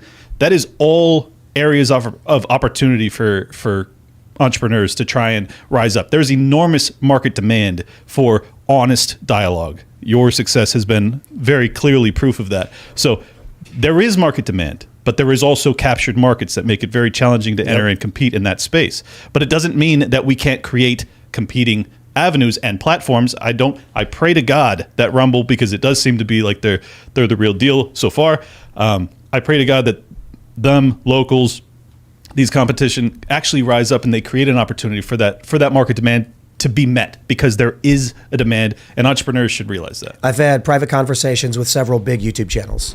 Many of these big channels have contacted me and said, look, these contracts are really bad. What do? We should form a network, blah, blah, blah. And I say, no, every time. What you're asking is impossible. The network model won't work. So here's an idea that's been floated around by a bunch of people you know and love behind the scenes, who I'll leave nameless because it's their business, but I'll tell you about what my experience. I get phone calls, we do group calls, and they're like, we need to compete, we need to change the game, how can we do it? Let's create a network. Let's create a single destination for all these big creators, and then we'll figure out a way to split the revenue. And I say, okay, how do you split the revenue? We can do it by, when someone signs up, they can write down the name of someone. What if they write down nothing? What if they sign up as a general member? Where does that money go? Well, we split it evenly. Is that fair? What if I'm getting 60 million per month and you're getting 500,000? I'm giving you half the money that comes in? Sure. It's not fair to me. Why would I do that? What if you're getting 100 million and I'm getting 50 million? I get half your money? That makes sense. I'm making a third of the revenue. So I've had these conversations over and over again because everybody wants to coalesce and use this network. The idea is, there is an individual out there who's like, man, I love Timcast. And then he goes, man, I love Crowder. I'm not going to spend $10 for either of them. Wait a minute. They're bundled together and $10 gets me both. Now I'll do it. Sure. That's what these people think will happen. But what ends up happening is someone like Crowder with 6 million followers will get 500,000 people to watch on election night. Mm-hmm. He'll get 50,000 people to sign up instantly. And then good luck sorting who signed up for who and how much everyone deserves. You might be able to set it up so you have to toggle who you're signing up for in order to sign up. Or everyone has their own unique links and websites, but it goes to the same centralized thing. So Crowder has Mug Club. It's called Locals. You have, yeah. So, but Exactly. they all go to the same place, and they all get everything in a bundle. Mm-hmm. Well, so that means I'm giving my content away for free and someone's giving $10 to you. You give a small percentage, right? How do you determine the percentage? You could do it by viewership. Who gets the percentage of viewership? It's going to be complicated. It's not easy. impossible. I'm not saying I have the solution. Well, I think I'm just spitballing. It's here. impossible. I don't know, It's not possible. because if I was signing up, say it's you and Steve Crowder are splitting it, and I sign up and I have to pick you or Steve in order to sign up. So you have that data. And then if there's a smart contract behind the scenes where this is futuristic, but if the money is split automatically, 72% to you, 28% to Steven, based on the subscriber data, that might work. You know what'll happen? Let's say Bob, Jim, and Jill do this deal. Bob's got $1 million, Jim's got 500,000, Jill's got 5 million. She's a very attractive, podcaster. Everybody wants to follow her. And then the money comes in, and then you've got this big jumbled mess of numbers. 763,896 the first week, 432,896 the second week. You got 13% signed up for Jill, 7% said Bob, 12% said, Jim or whatever name, I don't remember the name I used. And then one day someone goes in and says, hold on, man. I only got paid $300,000 this month. Normally we do 500. What happened? Well, let's look at the numbers. No, that can't be right. How are you getting more money than me? Everybody fights, everybody yells. It's not going to work. It does sound like an optimal situation for a smart contract system to be developed where you could automate the payments based on the math behind the scenes. Everything's on a blockchain or open source. So if you have questions, you just take it up with the math. That'd have Do to the math be a yourself. really smart contract. Multiple smart, This is the smart question. contracts. The question is, Timcast.com is wholly independent with no investors, with no outside financing, just customers and advertisers. Yeah.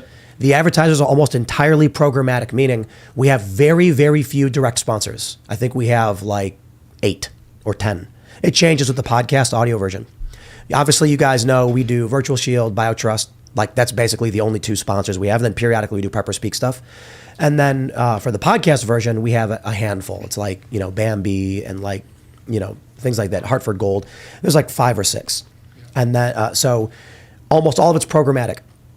Why would I create any kind of mud in this company's revenue stream by doing a partnership deal in the hopes that I can increase revenue by a certain percentage by teaming up with someone like Steven Crowder? I think you'd only be able to bring in someone of comparable clout. I hate to use that term, but someone that Lesser. Oh, interesting. Why?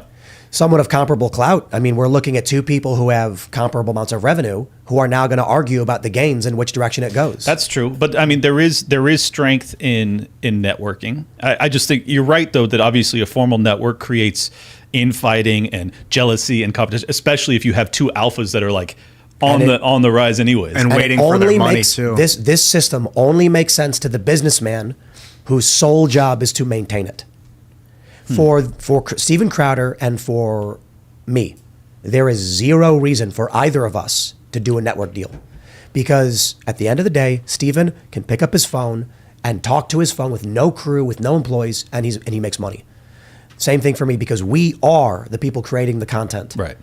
So the people you'll hear advocate for these deals are the people who do nothing but these deals. That's it. Yeah. They're like, if I can bring all these guys together, I'm going to make money off the top. Well, you could do you and Steven together $14 a month. So already you're making 7 instead of 10. You're going to take a hit, but then the idea would be you'd get more, like 40% of a 10,000 multiple is better than 100% of a one times multiple. This is You can't also- predict it. This is It's also unpredictable. That's true. a cultural issue where people they want what's expedient and not what's meaningful. So like, if you get deleted off of Twitter, you don't exist to me, and that's just the way it is. Yeah, I've seen it 1,000 times, and I think it's good that this discussion is out there right now because people need to start to like open up their mind to what's actually going on here. Like you said, we need to support these creators. If it's $10 a month, I like Crowder. If it's $10 a month, I like Timcast. Let's do both. I'm not going to spend $10 elsewhere. The This needs to be out there more. The devastating part about it is like, even though I have a pretty passionate fan base, I get nuked from YouTube for a couple weeks. Yeah. I start a Rumble channel up. You still see, like, even though I have 1/10 the subscribership over on Rumble, my viewership is only cut in half. So like a lot of my people are still rocking with me, even though the subscriber limit is way reduced.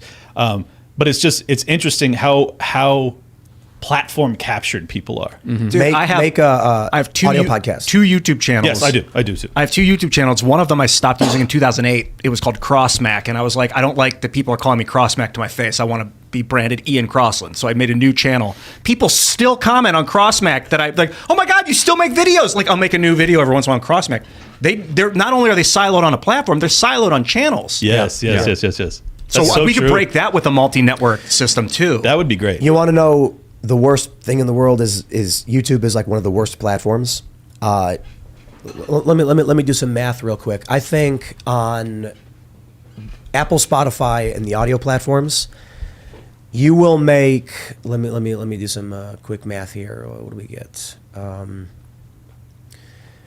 think you'll make like 5 times as much money off ads, or maybe it's way more than that. Oh, it's big. Are you saying versus video? YouTube. Oh, dude, it's huge. Like for whatever reason, YouTube ad revenue is gutter trash. Yes. If you can get 25 per 1,000 CPM is kind of standard on audio. Like that's 300,000 views, downloads on a podcast, on a daily show, you're going to be making, holy crap. you're talking 10 million a year. 7,500 per ad. Yep. It declines as the Sure. the ad goes on. But you got to be making like 10 million per year if you're at those numbers. Easy. Easy. And this is why. On YouTube, if you're getting 300,000, you're getting 300,000 views will get you $1,000. Yeah. So you'll make $300,000 per year on YouTube with the same amount of traffic. But the Depending on your channel too, because like my channel compared to other channels is getting 30 times less than what channels are supposed to be getting. Depends on what you're saying, or Luke. 3. 10 to sometimes 30. Wow. Yeah, but I confirmed 10.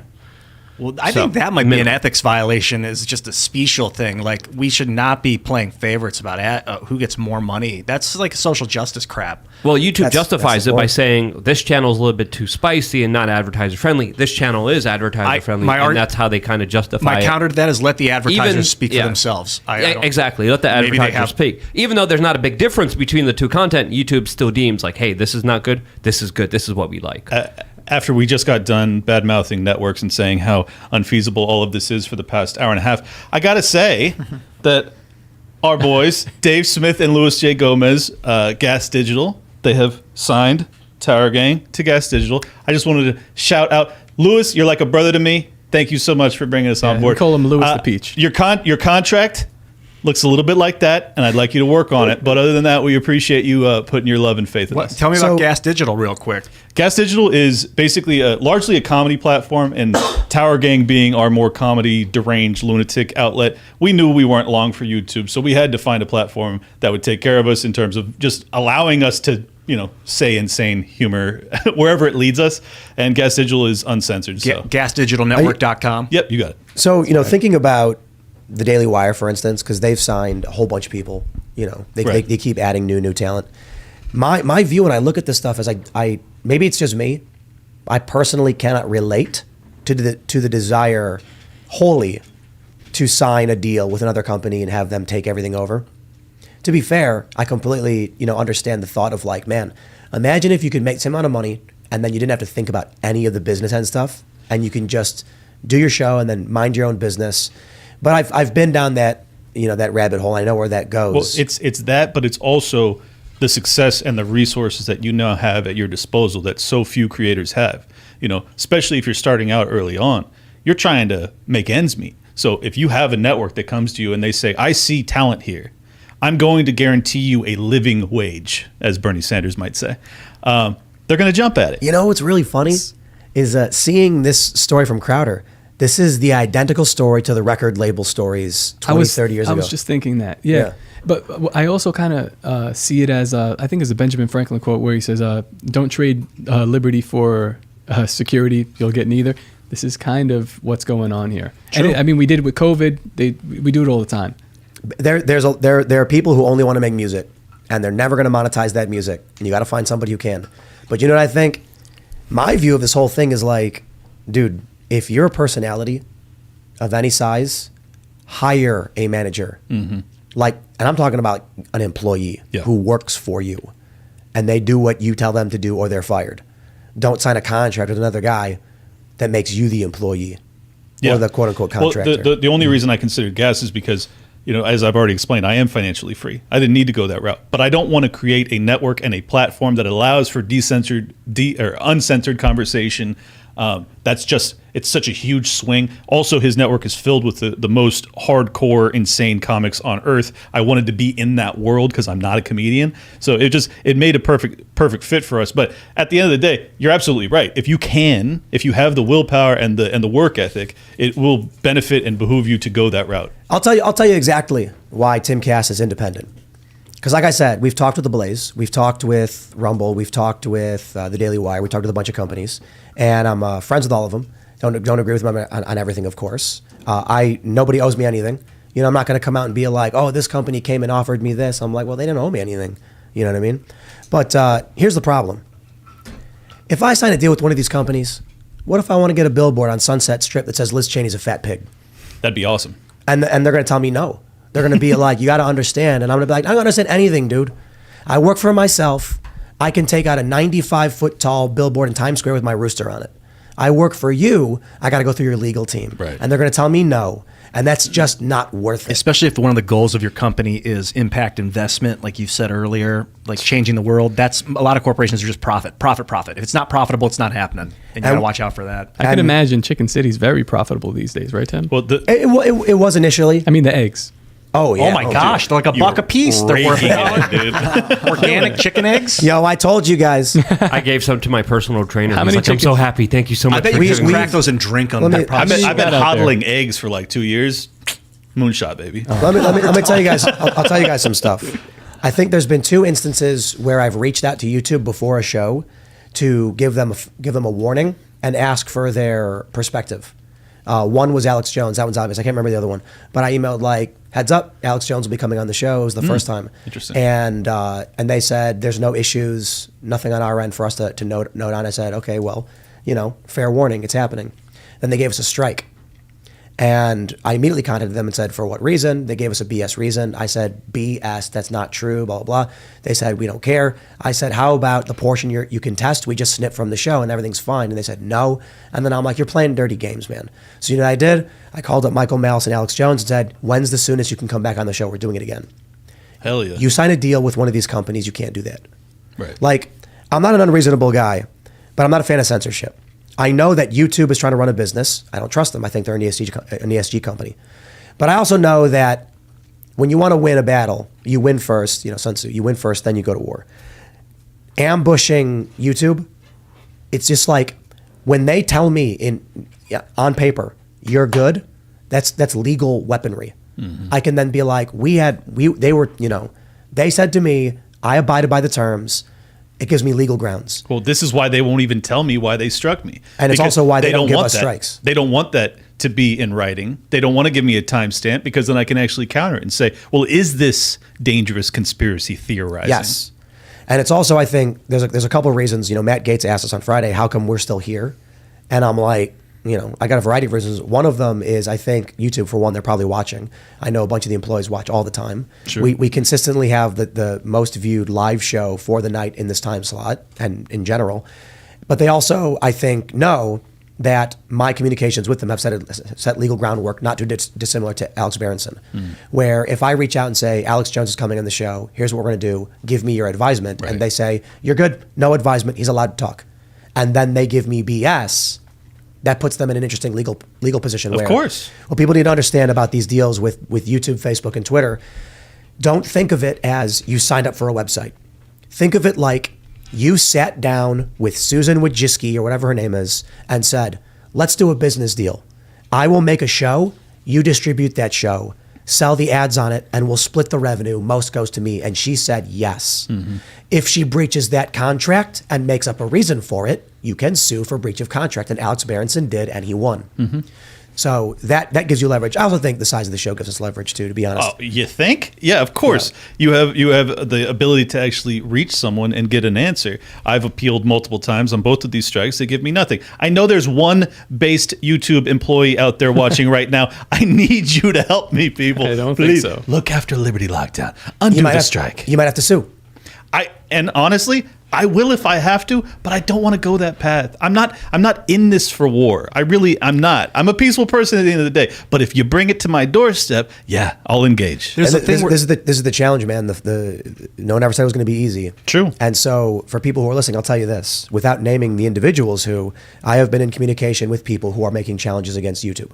And I'll leave it at that. There's a lot more to the story. Of course. But let's just say, Well, then add me to the class action. I'm not sitting on my hands as YouTube does these censorious things. Thank you. People message me all the time and they're like, can you email them and tell them? And I'm like, no, I can't.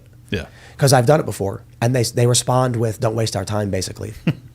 Yeah, so. Incredible. Some of these terms where they're like, we can ban anyone at any time for any reason is really disturbing. We had that at Minds. We were like, I don't feel right putting this in the terms. Like, well, we kind of have to. Plus, legally they changed the terms without you even agreeing That's a to problem them. too. Yeah. I think those term changes should have to go to Congress. Any big social media network that wants to change their terms of service should send that to Congress. There should be a bill or something on the floor where they have to at least acknowledge it and read it.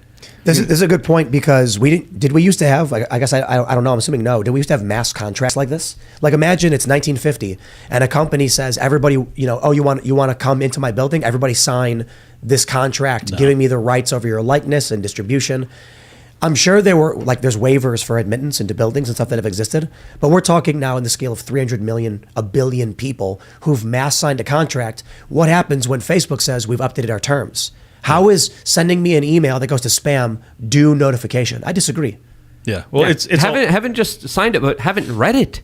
Most of the people haven't read it because it's too long. It's too general. People aren't lawyers, so that's something that does need to get dealt with. And them changing it halfway when you're invested in the company, when you put your entire life, your entire livelihood on a business model, and they just come along and say, now we're going to change the business model retroactively for no reason because we want to. Right. That's just evil. It should be. They should send you the full terms when they make changes. Every change should be highlighted, and then on the right side of the page, you see all of the granular changes listed one after the other, and then you click it, and it links you right to the spot in the terms where it happened. That'd be amazing. But the other thing that really bothers me about this is that, yes, the terms of service is a constantly moving window, but also, I mean, first off, you can cap that at, like, say 400 words or something so that people could actually read it. That'd be nice. But the thing that really concerns me most about this misinformation, disinformation clause that they include in there is that ultimately I've had Dr. Joseph Ladapo, the Surgeon General of Florida. I've had on Dr. Robert Malone. I've had on all of these people who have been either deplatformed, censored, had smack talked about them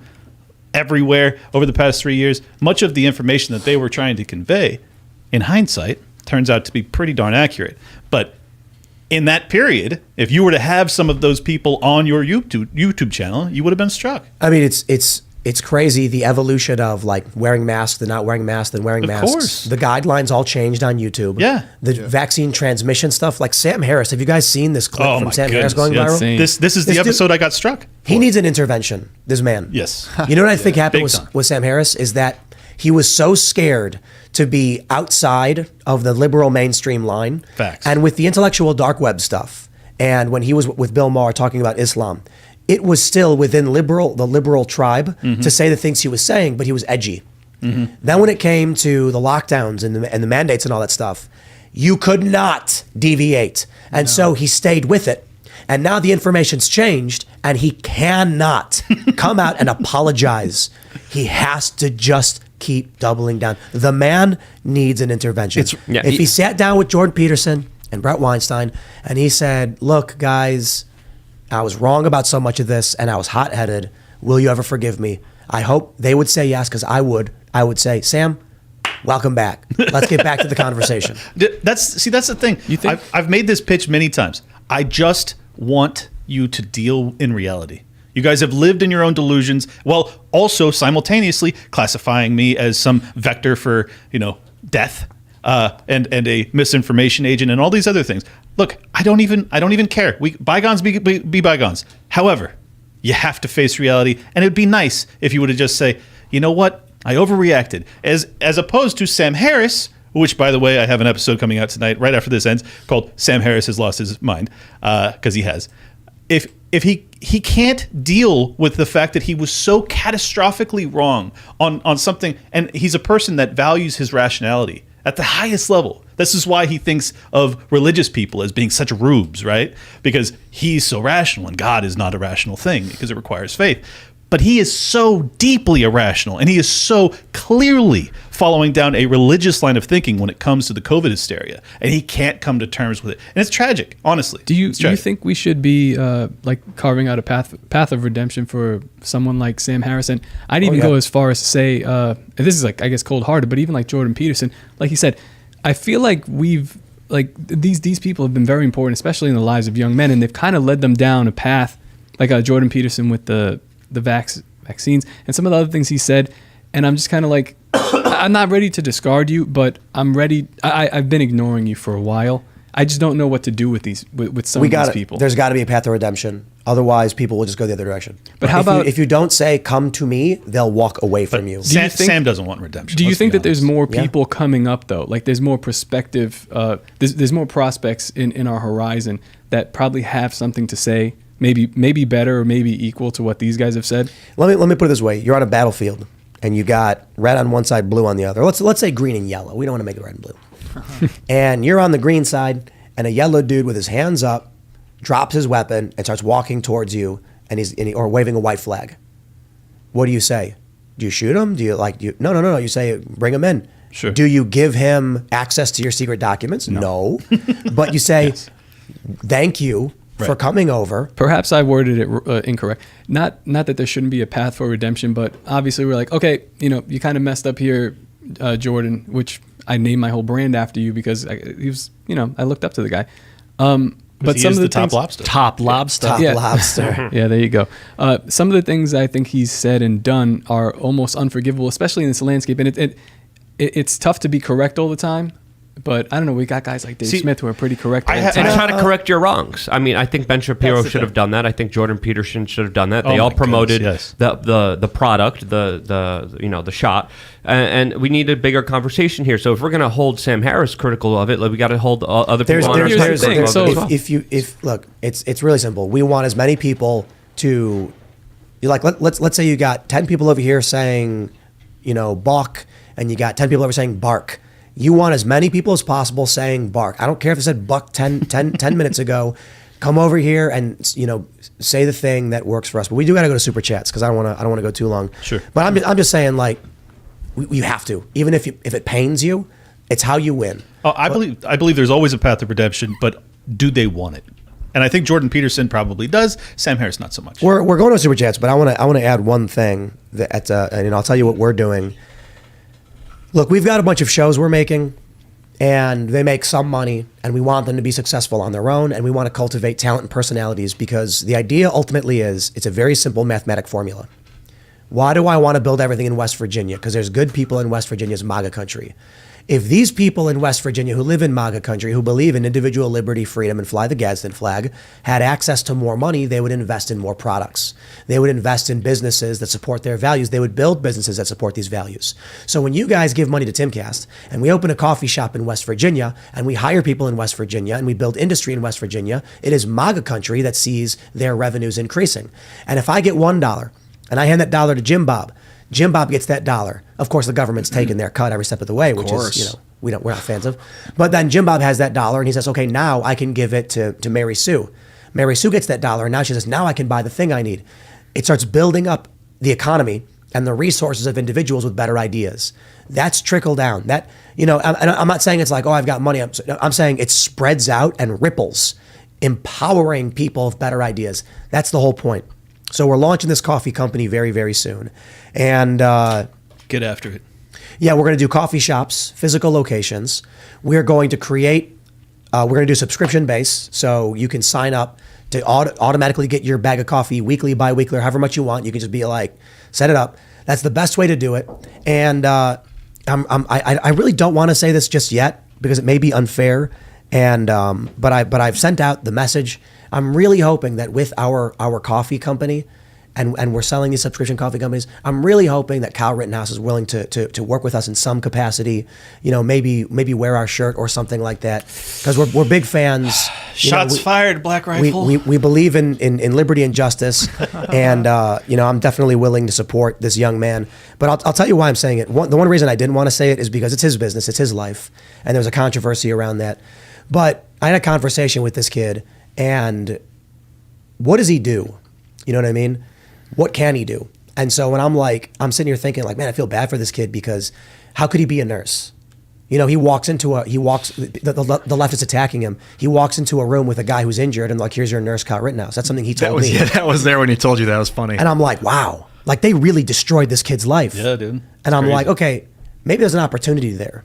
Maybe there's in some way he can work with our coffee company because Hell yeah. we're willing to, we believe in him. But let's read super chats. Let's read because we're going late. I just want to say, if you do franchise your coffee company, let us know. Florida Timcast Coffee, Florida's also MAGA Well, it's country. not gonna be called Tower Timcast Gang, Coffee, that's for whatever it's called, Yeah. Hot coffee? Is that in a brand yet?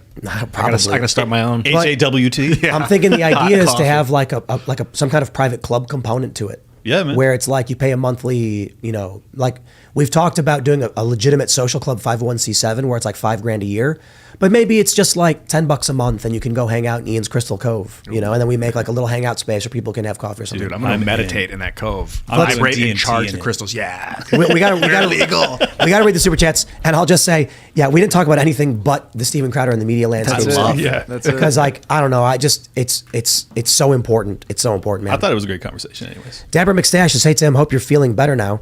Missed you today, wasn't the same. P.S. The late Mima's throat remedy, hot water, honey, lemon juice, and ground clove, gargle and spit, don't swallow, should help. And then Yo. you gotta not eat. That's I've the done big- everything. The big challenge is don't eat anything. There's one actual remedy. There's one literal remedy, and it's NSAIDs. That's it. Non-steroidal anti-inflammatories, ibuprofen, naproxen, or if you can afford it, Toradol, but you'll need a medical practitioner, I think, for Toradol. Yeah. Losing your voice is caused by inflammation in the throat. NSAIDs reduce the inflammation, allowing you to speak. I think they do cortisol injections for celebrity singers who have to do a show and they lose their voice, and then you get your voice back. But it's really, really bad to do. Dip your hands in some aloe and then stick it down your throat and rub it around on the vocal cords. Jesus Christ. Yeah, It's a little invasive, but it You'll works. gag and you'll throw up. No, you override your gag reflex. I've been training for this my whole life. Steven says, Tim needs to rest his voice. I'm not paying $10 a month for him to destroy himself. Yeah, you know? That's a great. Thank you for saying that. It Thank is you. a good point. That's kind of what happened to Jordan Peterson, man. He overworked himself and then ended up in rehab. Just stay off the No good. painkillers. Tim. Well, he took a lot of drugs. Yes. Yeah. Big Yeah. pharma drugs that he should have been critical of. Yesterday, I took Yes. 4 ibuprofen. That's how it starts. Tim. I could work in the Be careful. morning. After about an hour and a half, my voice worked enough, but it was still rough. Sure. And then by like 5, I was took some more and was able to do the nightly show, but it was still kind of rough. This morning, at my limit. If you take too much, your stomach stops producing the mucus lining, and you get ulcers, and it starts hurting. Before the show started, Tim said, you know what? There's a lot of guys here, so you guys kind of take the conversation. Oh yeah. And then he had a lot to say. But Which is the, beautiful. the Crowder thing is too big, especially like. This is I'm the sorry. fight. This is the fight, though. Like the platforming issues that we're dealing with, the censorship. We didn't even mention the Twitter leaks and how we have now hard evidence that you have the FBI, CIA, all these people that are involved in setting the terms of service. I mean, this is a really important conversation. So I've I been think it working was on the worth it. charity for this technology that can help Steven for 2 years. We're still in filing, but I mean, this is serendipitous. Takes like 2 years. That was the There's idea. a reason we started it in the beginning. Creating an easy way that anyone can spin up their own membership website. Oh, that's beautiful. So that there's no more network. There's no more I get 5%. There's no more I get 20%. And it creates Gone. a network of all the people that are using the software. So like, Oh, that's really cool. Yep. And so that way you create a network where no one can be banned, where nobody has a boss over them, but you can still discover content. But let's read more. Cosmic Surgeon says, Tim, please name names. Someone has to be the one to stop protecting these people. Truth is an absolute defense of libel. I will tell you, I know a whole lot about what's going on, but not naming names. It's because I don't see bad guys in this story. No, Like I don't think so. you got, 2 guys are fighting over who owns a piece of land. One guy says, my grandfather is the one who came and cleared the bush out of here and made it livable. And then this dude came in and lived here. And he goes, what do you mean? He cleared some bush, but there were wolves all over the place. It was my dad who came in and got rid of the wolves. And now they're arguing over who owns the land. And I'm like, these guys aren't evil people. They're staking their claim. And we're trying to adjudicate fairly who really is the person who's in the right, who's really in the wrong. Crowder thinks these contracts are bad. I agree. But I don't think the company that's offered them up is doing it because they're evil. I think they're doing it because they're looking at their terms and being like, yo, if this guy gets a strike, we lose all this money. We're screwed. And it's a highly competitive space. Yeah, and even with me getting screwed over, at the end of the day, they have their own different side and version of their story. But I'm happy that it happened, and I'm grateful for it now. Right. Jason Dixon says, Tim, I'm a member for 2 years, 6 months, and 23 days. I will move my $10 to Timcast website and drop YouTube. Thoughts? Absolutely. You are much better off. So here's the way it works for us. Because I just tell you guys, YouTube's got rules. We break them, we get shut down. So what do? We talk about what we can hear, and then we say the speakeasies round back. Timcast.com, uncensored. Become a member, and there's a big library of all the uncensored conversations. Mm-hmm. For the most part, our opinions don't really. We're not like masking our opinions. We just we avoid saying things in certain ways, like swearing. Right. We swear a lot on the members only, but like certain subjects just get put there for safety reasons. Yeah, there's an option because a lot of people are like have balls and just say it on YouTube. It's like, oh, then we cease to exist. Yeah, it's stupid. Yeah, I don't like right now. If we're on YouTube, the central battlefield, and we've got a bridge leading to the speakeasy where people can talk, it's better than just nuking everything. You got to keep that bridge open, man. Yeah. Right. It sucks, Well, as long as you can, at least. Yeah. Yeah, but become a member at timcast.com or not. Look, man, I don't know. There's a lot of people who, every day I see people saying stuff like just discouraging things. You shouldn't be doing this. You should shut down. Tim Pool only cares about money. Tim Pool only cares about fame. And it's those are the kind of people that make me feel like, maybe I should not be trying to fight for these people. And then I'm like, but I always know Those are not real fans. Those are not real fighters. Those are the people trying to trick you. Facts. That's the devil on your shoulder, True. telling you they have your best interest at heart, but they're really trying to sabotage everything. That's the Jordan Peterson where he gets it right. There's the people that have just gone too far down the black-pilled path. That they start lashing out. Yeah. This is really important from Noah Sanders. He says, wait, didn't y'all have Steve Hilton from Fox on as a guest? How'd y'all swing getting him in if Fox has y'all blacklisted? Keep up the great work. We talked to him about this, actually. And he was like, afterwards, he was like, we were like, how did they allow you to come on? He's like, what do you mean? And we were like, Fox guests can't come on this show. And he goes, I didn't tell him. He's like, I didn't read my contract. Amazing. Yeah. I'm in trouble. Nobody And reads we were like, those things. Yeah. Fareed Mahood says, let me guess, Daily Wire trying to shaft Crowder have helped people in the past get signed with DW, and their contracts are just as bad as the rest of media. I wouldn't be surprised, but I don't know. I'm actually surprised Crowder came out and complained about the contract, because, most people would just be like, when they offered me a deal, I didn't go public and just be like, here's what I'm being offered from these different companies. I'm like, look, if you come to me and say you'll give me $10 to quit the show and go work at McDonald's, I'll say no. But Right. I don't owe you anything. You don't owe me anything. I'm not going to come out and be like, how dare you? But I think what Crowder did, why I think it was good, is because we've got to change this landscape. Yeah. I don't think, it is tough, because I do wonder, would the personalities at Daily Wire exist in this capacity without the Daily Wire? You know what I mean? Well, Jordan Peterson would. It's like the But would he, though? He's doing a lot more stuff now that he's with the Daily Wire than he was before. Well, I think that's also because he's just finally getting his mind right. It's kind of like the story of I guess the founding of this nation. So like if this nation didn't accrue a ton of debt in order to like to recover from the Revolutionary War, would we be where we are at now?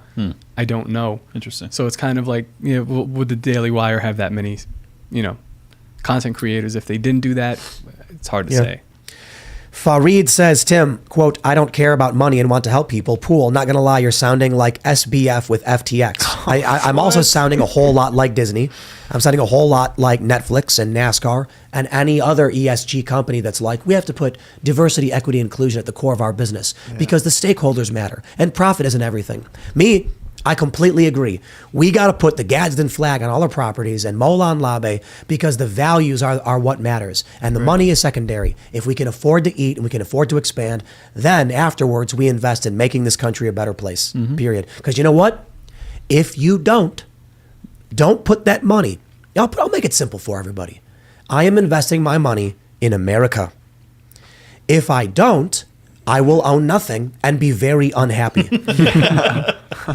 Shout out to Klaus. That's right. Yeah, what up, So Schwab? these people who are like, I'll just make the money and then go disappear. I'm like, you're not going to have money in 5 years, bro. Yeah. Well, if you do, it ain't going to buy much. I bought Tesla stock recently because California, Oregon, and Washington are banning gas cars.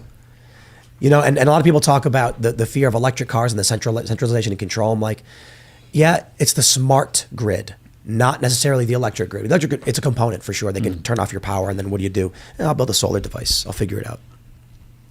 All right. Ghost Crusaders, Tim, the smear merchants are going to write hit piece after hit piece on you even harder now that you revealed how much you make annually. Yeah, I gave a general estimate. The funny thing is on my Wikipedia page, it includes an estimate of our monthly income. And I'm just like, that's so weird. It's so weird they would do that.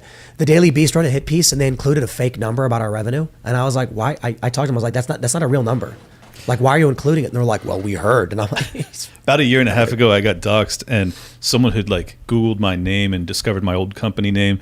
And online, they found that I had 6 employees, which I didn't, and that I was only grossing or netting, I forget, 50 grand a year. And they posted that to try and demonstrate that I was a fraud, as opposed to just realizing that this information is completely nonsense. I had 6 employees and I was grossing 50 grand a year. Do you understand how criminal that would be? Jeez, man. So, You're like a robber baron, dude. Yeah, That's exactly. crazy, man. exactly. well, this is a good one. Justin Sordall says, my Mug Club sub was $100 annually. If half of Crowder's subs paid, that's $300 million annually. $200 million for 3 years is trash. It's not about the money. You're right, except 3 million people will never subscribe. Crowder can get, he's got, I think on this video, since it went up, let's say 300,000 views. I guarantee not 99%. Like, of those people who watched, because of the subject matter of the video, I'd say 2% maybe signed up for Mug Club. In merchandising, it's about a 3% retention rate when people like view your product. So it's probably way less for this. Oh, it's definitely less. I mean, look, if we've got 1.4 million subs on this channel, holy crap! If 700,000 people were paying $10 a month, we would be doing a lot more than we are. I would build a small city. And no joke. This is the crazy thing. Like, we're building this new building. The new building we're putting up is 40 feet tall in the middle, 25-foot walls with a studio built inside, and the whole thing's going to cost around $500,000. And then we got to do the skate components and the entertainment stuff. It's going to be another couple $100,000. Dude, if we had half of our viewers, because we get a collective like 60 million hits per month. That would be 84 million annually. If we get like on this video right now, there's 39,000 people currently watching. It peaked at like 45. If every one of these people signed up, wow. But they don't. They don't have to. I'm not telling you have to. I'm just saying, like, the conversion rate ain't there. Yeah, no, it's not. Like, man, I know. You know, if 10% of if we had 140,000 people giving us $10 a month, could you imagine if 10%? Well, see, this is where I think the network play actually works, because like on Gas Digital, you have 12 different programs that once you pay, you get all of this uncensored content. Whereas if you're one creator, well, you just don't have enough content to offer to like really justify that expenditure. So that's where I think the network play does make sense for the person to subscribe. If you're a channel with like 100,000 subs, and someone comes to you and says, we got 10 channels, each with 100,000 subs, and we're creating a network, and we're going to sell it for $10 a month, and we'll pay you $100,000 a year, right? It might be worth it to you. I know a lot of people are signing deals with Rumble because Rumble's like, we're going to give you money, and they're like, wow, I can pay my bills now. Yeah, I'm like, oh, that's great. Kim Iverson, actually, bless her heart, we become friends over the past year. I was just on her new Rumble exclusive show, and I told her after my second strike, I was like, look, I don't know what I'm going to do, but I know you got the exclusive deal with Rumble. Can you help Liberty Lockdown become a Rumble exclusive? And she said she's going to ask. So let's see. I mean, like, it's tragic that this is the game that we're in, where we're just constantly ducking and dodging and trying to get different platforms to keep us alive. But it's the nature of the beast. I thought that you were supposed to be vocal about what you believed. That was what I thought growing up. So Well, that's what I did in 2006, and I haven't stopped really, except for the censors. I'm trying to be kind. You naive little guy, you. I'm going to read a regular trying to chat. tell the truth. I got a regular chat that needs to be read. What is this? Lulz Sanchez says, I pay for Mug Club only for Crowder. Pretty sure Mug Club was just a Blaze membership. Am I wrong about that? I really don't know. So, like, I thought it like originated from, I guess, change my mind things, but that I'm what it not was? really sure. I don't know exactly, but I thought when Crowder was with the Blaze, if you sign up for Mug Club, you were signing up for the Blaze. Like, otherwise, I don't understand how that would make sense. I thought it began when it was just him as a solo operator, but maybe it was always part of the Blaze. I really don't know. Didn't like Ben Shapiro, before the Daily Wire was like a huge operation, he had the liberal mugs, liberal tier mugs. Like, what was that? Liberal tiers, I've seen that. Yeah, did people just sign up and they got a mug? Like, what else did they get? I don't really know the Oh, details. so did Daily Wire gain control of Shapiro's merch when they kind of formed all the merch that he'd built pre-Wire? Well, what was he offering? Like back before there was this whole Daily Wire Incorporated thing. I don't know. A lot of questions. I know he and Jeremy kind of created the thing together with a third guy, Caleb, I believe is his name. I don't know Caleb. Yamabushi Nate says, Tim, no offense, but on your comment on your crew, I really like Luke and Serge and Ian. It makes the show for me. Well, I'll clarify. You're not saying anything bad about them. It's so weird that people are hearing Well, you know, just to add context, for one, Luke has never worked here because Luke owns his own media company, so he's his own dude, like his own company and profits. But as for what I was saying is, Timcast IRL couldn't exist without the employees who work for the show. But if I didn't do this show, I would still be well off doing just Timcast News and Timcast.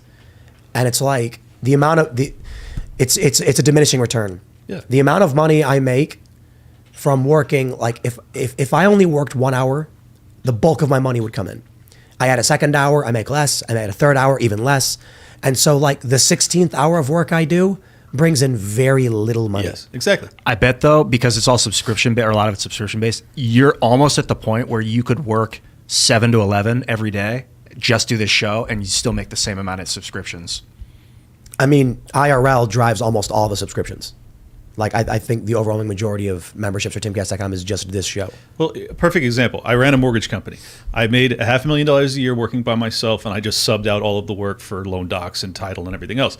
I could have brought in employees because I was a broker. They could have worked under me. I could have made points off of them. They could have all made a good living of $150,000 to $200,000 a year. I would have increased my annual net revenue probably $50,000 to $100,000 per employee I brought on. But my quality of life would have been so catastrophically diminished, I opted not to. That doesn't mean that those people aren't valuable. That means that I am making a different decision for myself. That doesn't mean that I despise or think that those people are worthless. I'm just making a different choice. Tim went the other route, and he's now growing a real, powerful thing, like a real network enterprise here. And I don't have that in me. I don't want to go that route. There's a lot of work. I probably would do it today, though, because now I understand how dire things are. But back when I was doing that, it didn't seem like we were so close to the precipice. The first couple of years when we launched this, I was working with no days off. So I would do Sunday to Sunday, Monday to Sunday, the Tim Pool Morning Show, 6 segments between Timcast News and Timcast on YouTube and the podcast. And then Monday through Friday at, 8 to 10, Timcast IRL. And then I think 2020... And I think in 2021 is when I stopped. New year of 2021, I stopped working weekends and I removed 3 segments. I brought those 3 segments back, but I'm still not working weekends. The issue was that I literally had no time to go to the bank. And I was like, okay, I'm doing a lot of content, it makes a lot of money, but if I don't go to the bank, here's the crazy thing too. Doing the podcast every day with no days off put the Tim Pool Daily Show in like the top 30 podcasts in the world because it guaranteed me above everybody else. Because people will stop working. Once I stopped working, Tim Pool Daily Show fell completely off the charts, and it's like 300 or something. All right. A lot of people are saying we didn't watch the video Crowder put out. I watched the entire thing. Chase said, Tim, it's not about the money in Stephen's contract. It's about the mechanisms to control his speech. Y'all are missing the point. Stephen is saying that big conservative is watering down the message of its creators through the deals.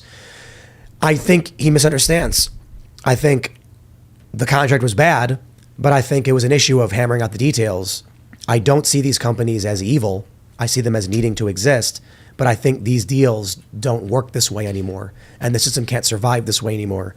I think what he was seeing was them saying, if you get a strike, we are going to remove X from the guarantee because you can't make money for us. But I think the percentages they put were ridiculous. Yeah. Like, that just clearly didn't work. And I don't all right, so here's the deal. I think that Crowder has a point. I think that there's also a bigger point about whether or not there is controlled opposition that exists in the conservative realm. And I don't think that Daily Wire or The Blaze or any of these people are necessarily in that category. But I do think that it's interesting if we could unwind the finances that go into these deals, the actual source funding that creates these networks, and then understand why these contracts are being structured how they are, that would tell you perhaps whether or not this was actually a mechanism for trying to control a counter narrative position. Sure, yeah. YouTube is actually just Alphabet, the company. You can call it whatever you want. It's got a skin suit on that says the word YouTube on it, but it's Alphabet. So who really is running the show? Exactly. All right. Pat Meadows says, if Timcast negotiates a contract with Crowder and gets him on board, I will triple my monthly membership payment to Timcast. Who's with me? Let's take a poll. How many people would pay $30 a month to get a Tim Pool Stephen If a million Crowder of you network? sign up tonight, I think it'll happen. Straight up, if $20 a month is doable, that could happen tomorrow and no one would lose a thing. Let me just, I normally don't like to talk about private business, but let me tell you guys something. I talk to Crowder periodically. And I did make him an offer. I did. Yeah. And you know what he said? He said no. Did he crap on your contract? You know what the contract offer was? It was, I don't see how we could work with you in any kind of capacity like this. The conversation wasn't explicitly about what's going on with this. We were having a conversation in general.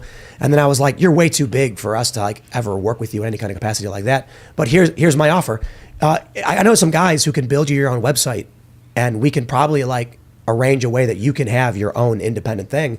I can connect you with them. That was the deal. That was the offer. And he was like, well, I can probably find a company. I'll figure something out. I was like, okay, cool, man. Good luck.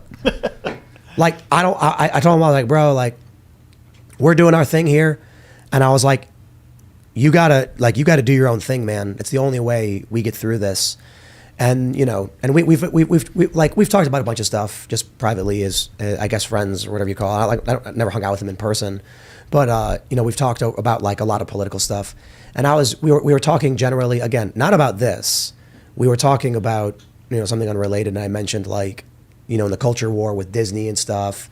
Like people got to do their own thing, man. I was like, you got to do your own thing. And so my whole point was like, the only way we win is when you have your own thing going. It just wouldn't make sense otherwise. I don't know how anyone can sign deals with these big companies like this. It doesn't make sense. Well, given the nature of that particular contract, I understand why people don't. Yeah, my thing's just like, if you're as big as Crowder, like, you got to own your own thing. That's the only thing you can do. But yeah, I was talking to him and I was like, what's the deal with their website? Like, I know a guy. I can give you his number. Good luck. He needs help getting a website. I mean, I don't know. Wix. He did. I can send you the web link. That's the point. Like, he didn't need anything from me. He's doing everything already. Kind of amazing. I'm willing to bet he starts pulling in like 10, 15 million per month. Oh, media. I wouldn't be surprised if Crowder surpasses the Daily Wire in a few years. Wow, interesting. Yeah, absolutely. It really comes down to, does he want to manage it? Because what they do at the Daily Wire is great. Is that the three of them, Ben, Jeremy, and is it Caleb? I want to make sure I get his name right. I don't know him personally. They run it. I mean, Ben actually is hands off. He's doing the Crowder role with Daily Wire. Jeremy's taking care of the business. So Crowder would need a guy like Jeremy to take care of the business. The thing is, Jeremy owns half the company, or a third of the company, or something. So you give that up for that. Do you think that's scope. because of like the comedy role that Crowder plays? Why he would surpass the Daily Wire? Why do you think that? He's like the biggest personality. Yeah, but does that? I mean, how does that exactly correlate? The content is what I'm talking about. Why is his content? You look at what Crowder's doing right now. He's a culture warrior. Right. I don't think the Daily Wire are like to the same degree. And the people subscribe to the Daily Wire for good content. I mean, Jordan Peterson's a good guy to watch. It's great. He's a culture warrior. Right. Ben Shapiro is to a certain degree, but Ben Shapiro's no Steven Crowder. Well, I think it's because of this is why we have the two platforms, and Tower Gang is for the comedic outlet. I think that you can reach people that you simply cannot reach if you don't go comedy route. I'm really inspired by Black Rifle Coffee. Those guys are really awesome. Seriously. Because I know some stuff. I don't know what I can and can't say, but I remember learning about the people they've signed deals with, and I was shocked to learn that high-profile mainstream athletes were signing with Black Rifle. And I'm like, this is the greatest thing I've ever heard. Because Black Rifle's staunchly pro-gun and conservative, and you got mainstream top-tier action sports athletes signing deals with them. I'm like, wow. But why did they not get on board with defending Kyle Rittenhouse outright? The response to Kyle Rittenhouse was, we do not sponsor Kyle Rittenhouse, and we will not sponsor Kyle Rittenhouse. They said we do not profit off of tragedy, and we do not intend to be involved in this. And I'm just kind of like, that's weird to me. You're a guns rights company. You can't fail in that moment. No matter the media heat that comes, you cannot fail, and they did. They failed. My attitude was like, if we started a coffee company like we are, and one day Kyle Rittenhouse wore our shirt, my statement would explicitly be, we are honored that this young man was wearing the shirt of our company. Thank you, Kyle Rittenhouse. God bless. Promo code Kyle. Well, I mean, that's up to Kyle. But my point is just this. It's like, this is why I think Steven Crowder will do better than the Daily Wire. Because Steven Crowder is the guy who will walk up into the face of the machine and say, F you, no. It's challenging though, because Crowder's it's like comparing a warrior to an armada of ships. Like like Crowder's one ship in the armada that is the Daily Wire, and so Ian, I just want to take this moment to say how much I love your brain. Thanks, homie. You just come with that analogy out of nowhere. You kidding me? I was thinking about it like 30 seconds This ago. is genius stuff. People are sleeping on Ian Crossland. You better Wake It's up, my baby. favorite cast member. No offense. A lot of people are saying F BRC. I'm like, I disagree, man. Like, Black Rifle Coffee is extremely important. I don't know which athletes I'm allowed to say have signed deals with them because I don't know which ones went public or not. But this is a tremendously positive thing in cultural takeover. And I get the game they're playing. I think they're, the Daily Wire to our coffee. Like, our coffee company is going to be like, yeah, we're not going to screw around. We're not going to play dirty games. We're not going to be crazy a-holes or anything. We're just going to be like, if someone comes and we get like a journalist, they're going to be like, you Kyle Rittenhouse is wearing your shirt. And I'll be like, that's cool. Yes, and Yeah, yes, and a lot of people wear our shirts. We think Kyle Rittenhouse was unjustly prosecuted. I think it was a clear-cut case of self-defense, and we are glad to see that justice prevailed in this case. He was acquitted. Yeah, Have and a nice his life day. was also ruined by the media, so I don't respect any of your questioning. How about that? Yeah, like I don't understand why like Black Rifle. No, I get it. I guess they're trying to go mainstream. They're trying to be more mainstream. Similar to sometimes when we adhere to the censors on YouTube, we'll end up, people will be like, why don't you just say it? You're like, well, we're following the censorial rules that we don't necessarily agree with because we want to stay on YouTube. Maybe they thought they'd get blacklisted if they went bullish on Kyle And that's too where I early. disagree. Like, yeah, that's more of an idealist, like difference of ideals between you guys. We go in the members only show and we outright just talk about these subjects. We don't say, well, now hold on, Right. Like the Daily Wire does an important thing. And I think Crowder will be bigger than him because Crowder he's more Trumpian in that regard. We're a bit over, so Sure. we got to go to the members only. But I could talk about this kind of stuff for a million years. So, all right, I'll read this last one. Alan Hale says, Tim, please pluck that singular white hair from your beard. It's bothering me. Which one? Wait, there's one right here. Where is it? I don't even right see on it. the Bottom right. The little more to the don't right pluck there, it, right you'll there. get Pluck and then sell it. Sell it on the everybody. website. NFT it. Yeah, This was NFC. like, man, we have so much news to talk about. We didn't because like this is the how the sausage gets made. Yeah. Really, really important conversation. But let's talk more in the members only section about a lot of stuff. So head over to timcast.com. Become a member to support our work directly. Let me read this one from John Bartholomew. He says, Black Rifle is not pro-gun, Tim.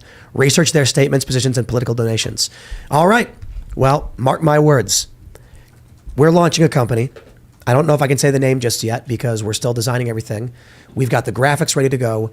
I think we're waiting on the bags to get printed, and we've tested the blends out. I like a mean dark roast, but we also got a nice bright blend called Rise with Roberto Jr. And I could go either way. We're not going to hide. Look, the company's not going to make political donations. I really don't understand why the company would donate to PACs. But if we do, we will give to good guns rights organizations and politicians. Not that the company is a gun company or anything like that.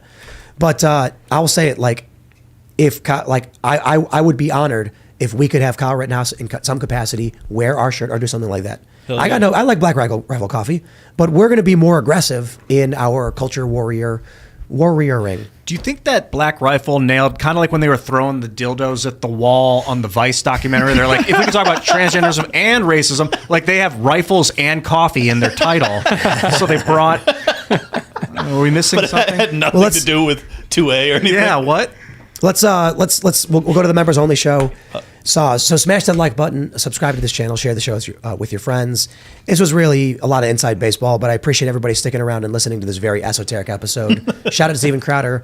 I think it's really important to call out how this machine works as we start to change the shape of it. And I don't think there's any bad guys here. I just think it's an archaic machine that needs to change. And I think Crowder is going to take over the space. I really do. So I'm a big fan, and I'm really excited to see what happens. So head over to timcast.com, become a member. You can follow the show at Timcast IRL. You can follow me at Timcast. Tower Gang guys, you want to shout anything out? Just at Liberty Lockpod on Twitter. Got 65K of you over there. That's one of the platforms I'm not afraid of losing. Please go subscribe to Liberty Lockdown on Rumble and also Tower Gang on Rumble. And last but not least, libertylockdown.locals.com.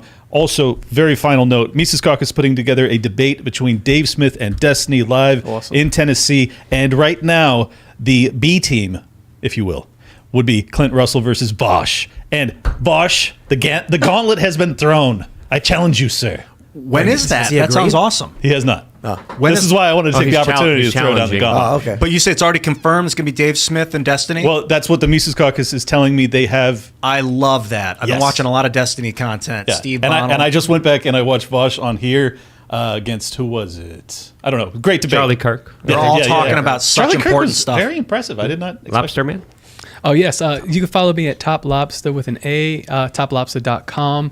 Go to podcastmerch.com. And I also want to just shout out the people that I do work for, like Hotep Jesus, Majid Nawaz, Josh Smith with Break the Cycle, No Way Jose, Liberty Lockdown, Reed Covered, all these Naturalist people. Capitalist. Yes. And yeah, shout out to God, he's like a brother to me. You He's know like what a I'm brother saying? to us. Louis J. Gomez. And check out Tower Gang. Thank you, guys. Maybe We Are Changed soon. We'll talk. Anyway, my website is lukeuncensored.com. You made a very important point telling people to specifically vote with their dollar. I've been working my butt off for many years now building up lukeuncensored.com. I do a lot of videos on there, a lot of AMAs, a lot of giveaways, a lot of meetups, a lot of merchandise. You name it. We got it all. lukeuncensored.com. See you there. Lots of crazy news. They're bringing in all the prostitutes to Davos. Lots of craziness to talk about.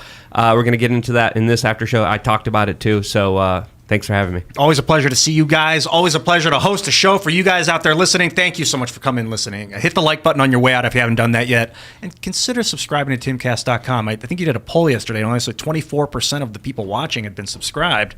I was shocked. There's a lot, Yeah, I actually. need more. Let's get behind the scenes and see what's going on. Love you. And you can follow me at iancrossland.net if you want to. Catch you later. Hey guys, love you too. Love the show. It's been great. I don't feel any animosity towards Tim for hiring me and giving me a job to be able to work here and do all these You things. poor victim, you. Yeah, seriously. I mean, he brought me out of Hollywood. He brought me out of the belly of the beast, so to speak. I'm always grateful. I love this show. I've been a fan of the show since the beginning. I love this program. I love the platform. We're doing a good thing here. I left being in like this totally different world to be able to be here and do what I believe in. Like Tim said, it's an ideological company. You have to support the idea and what we're all standing behind here. So smash that like button, like Ian said, and let's roll the after show. Yeah, I think if we do get into more of the media stuff, in the members show, I'll try to just spill the beans as much as I can on as much as I can. What I try to avoid doing is just stepping on the toes of people who've not wronged me and have not wronged others. Just because two people have a civil dispute doesn't mean either of them are bad guys. But I'll try and talk about as much as I can with the money and the deals and like what we're working on and why we're working on it. There's potential risks. I have people saying like, don't talk about money. Someone mentioned like, oh no, you're gonna get hit pieces because you mentioned like revenue streams and stuff. And I'm like, yeah, I don't know, man. Like, I don't know. Maybe people just deserve to know exactly what's going on and why it's going on, and they can make their informed choices based on that. So let's talk. We'll talk about some numbers, and maybe the media will run hit pieces. Head over to timcast.com, become a member if you want to hear this, and we'll see you all over there. Cheers, yo.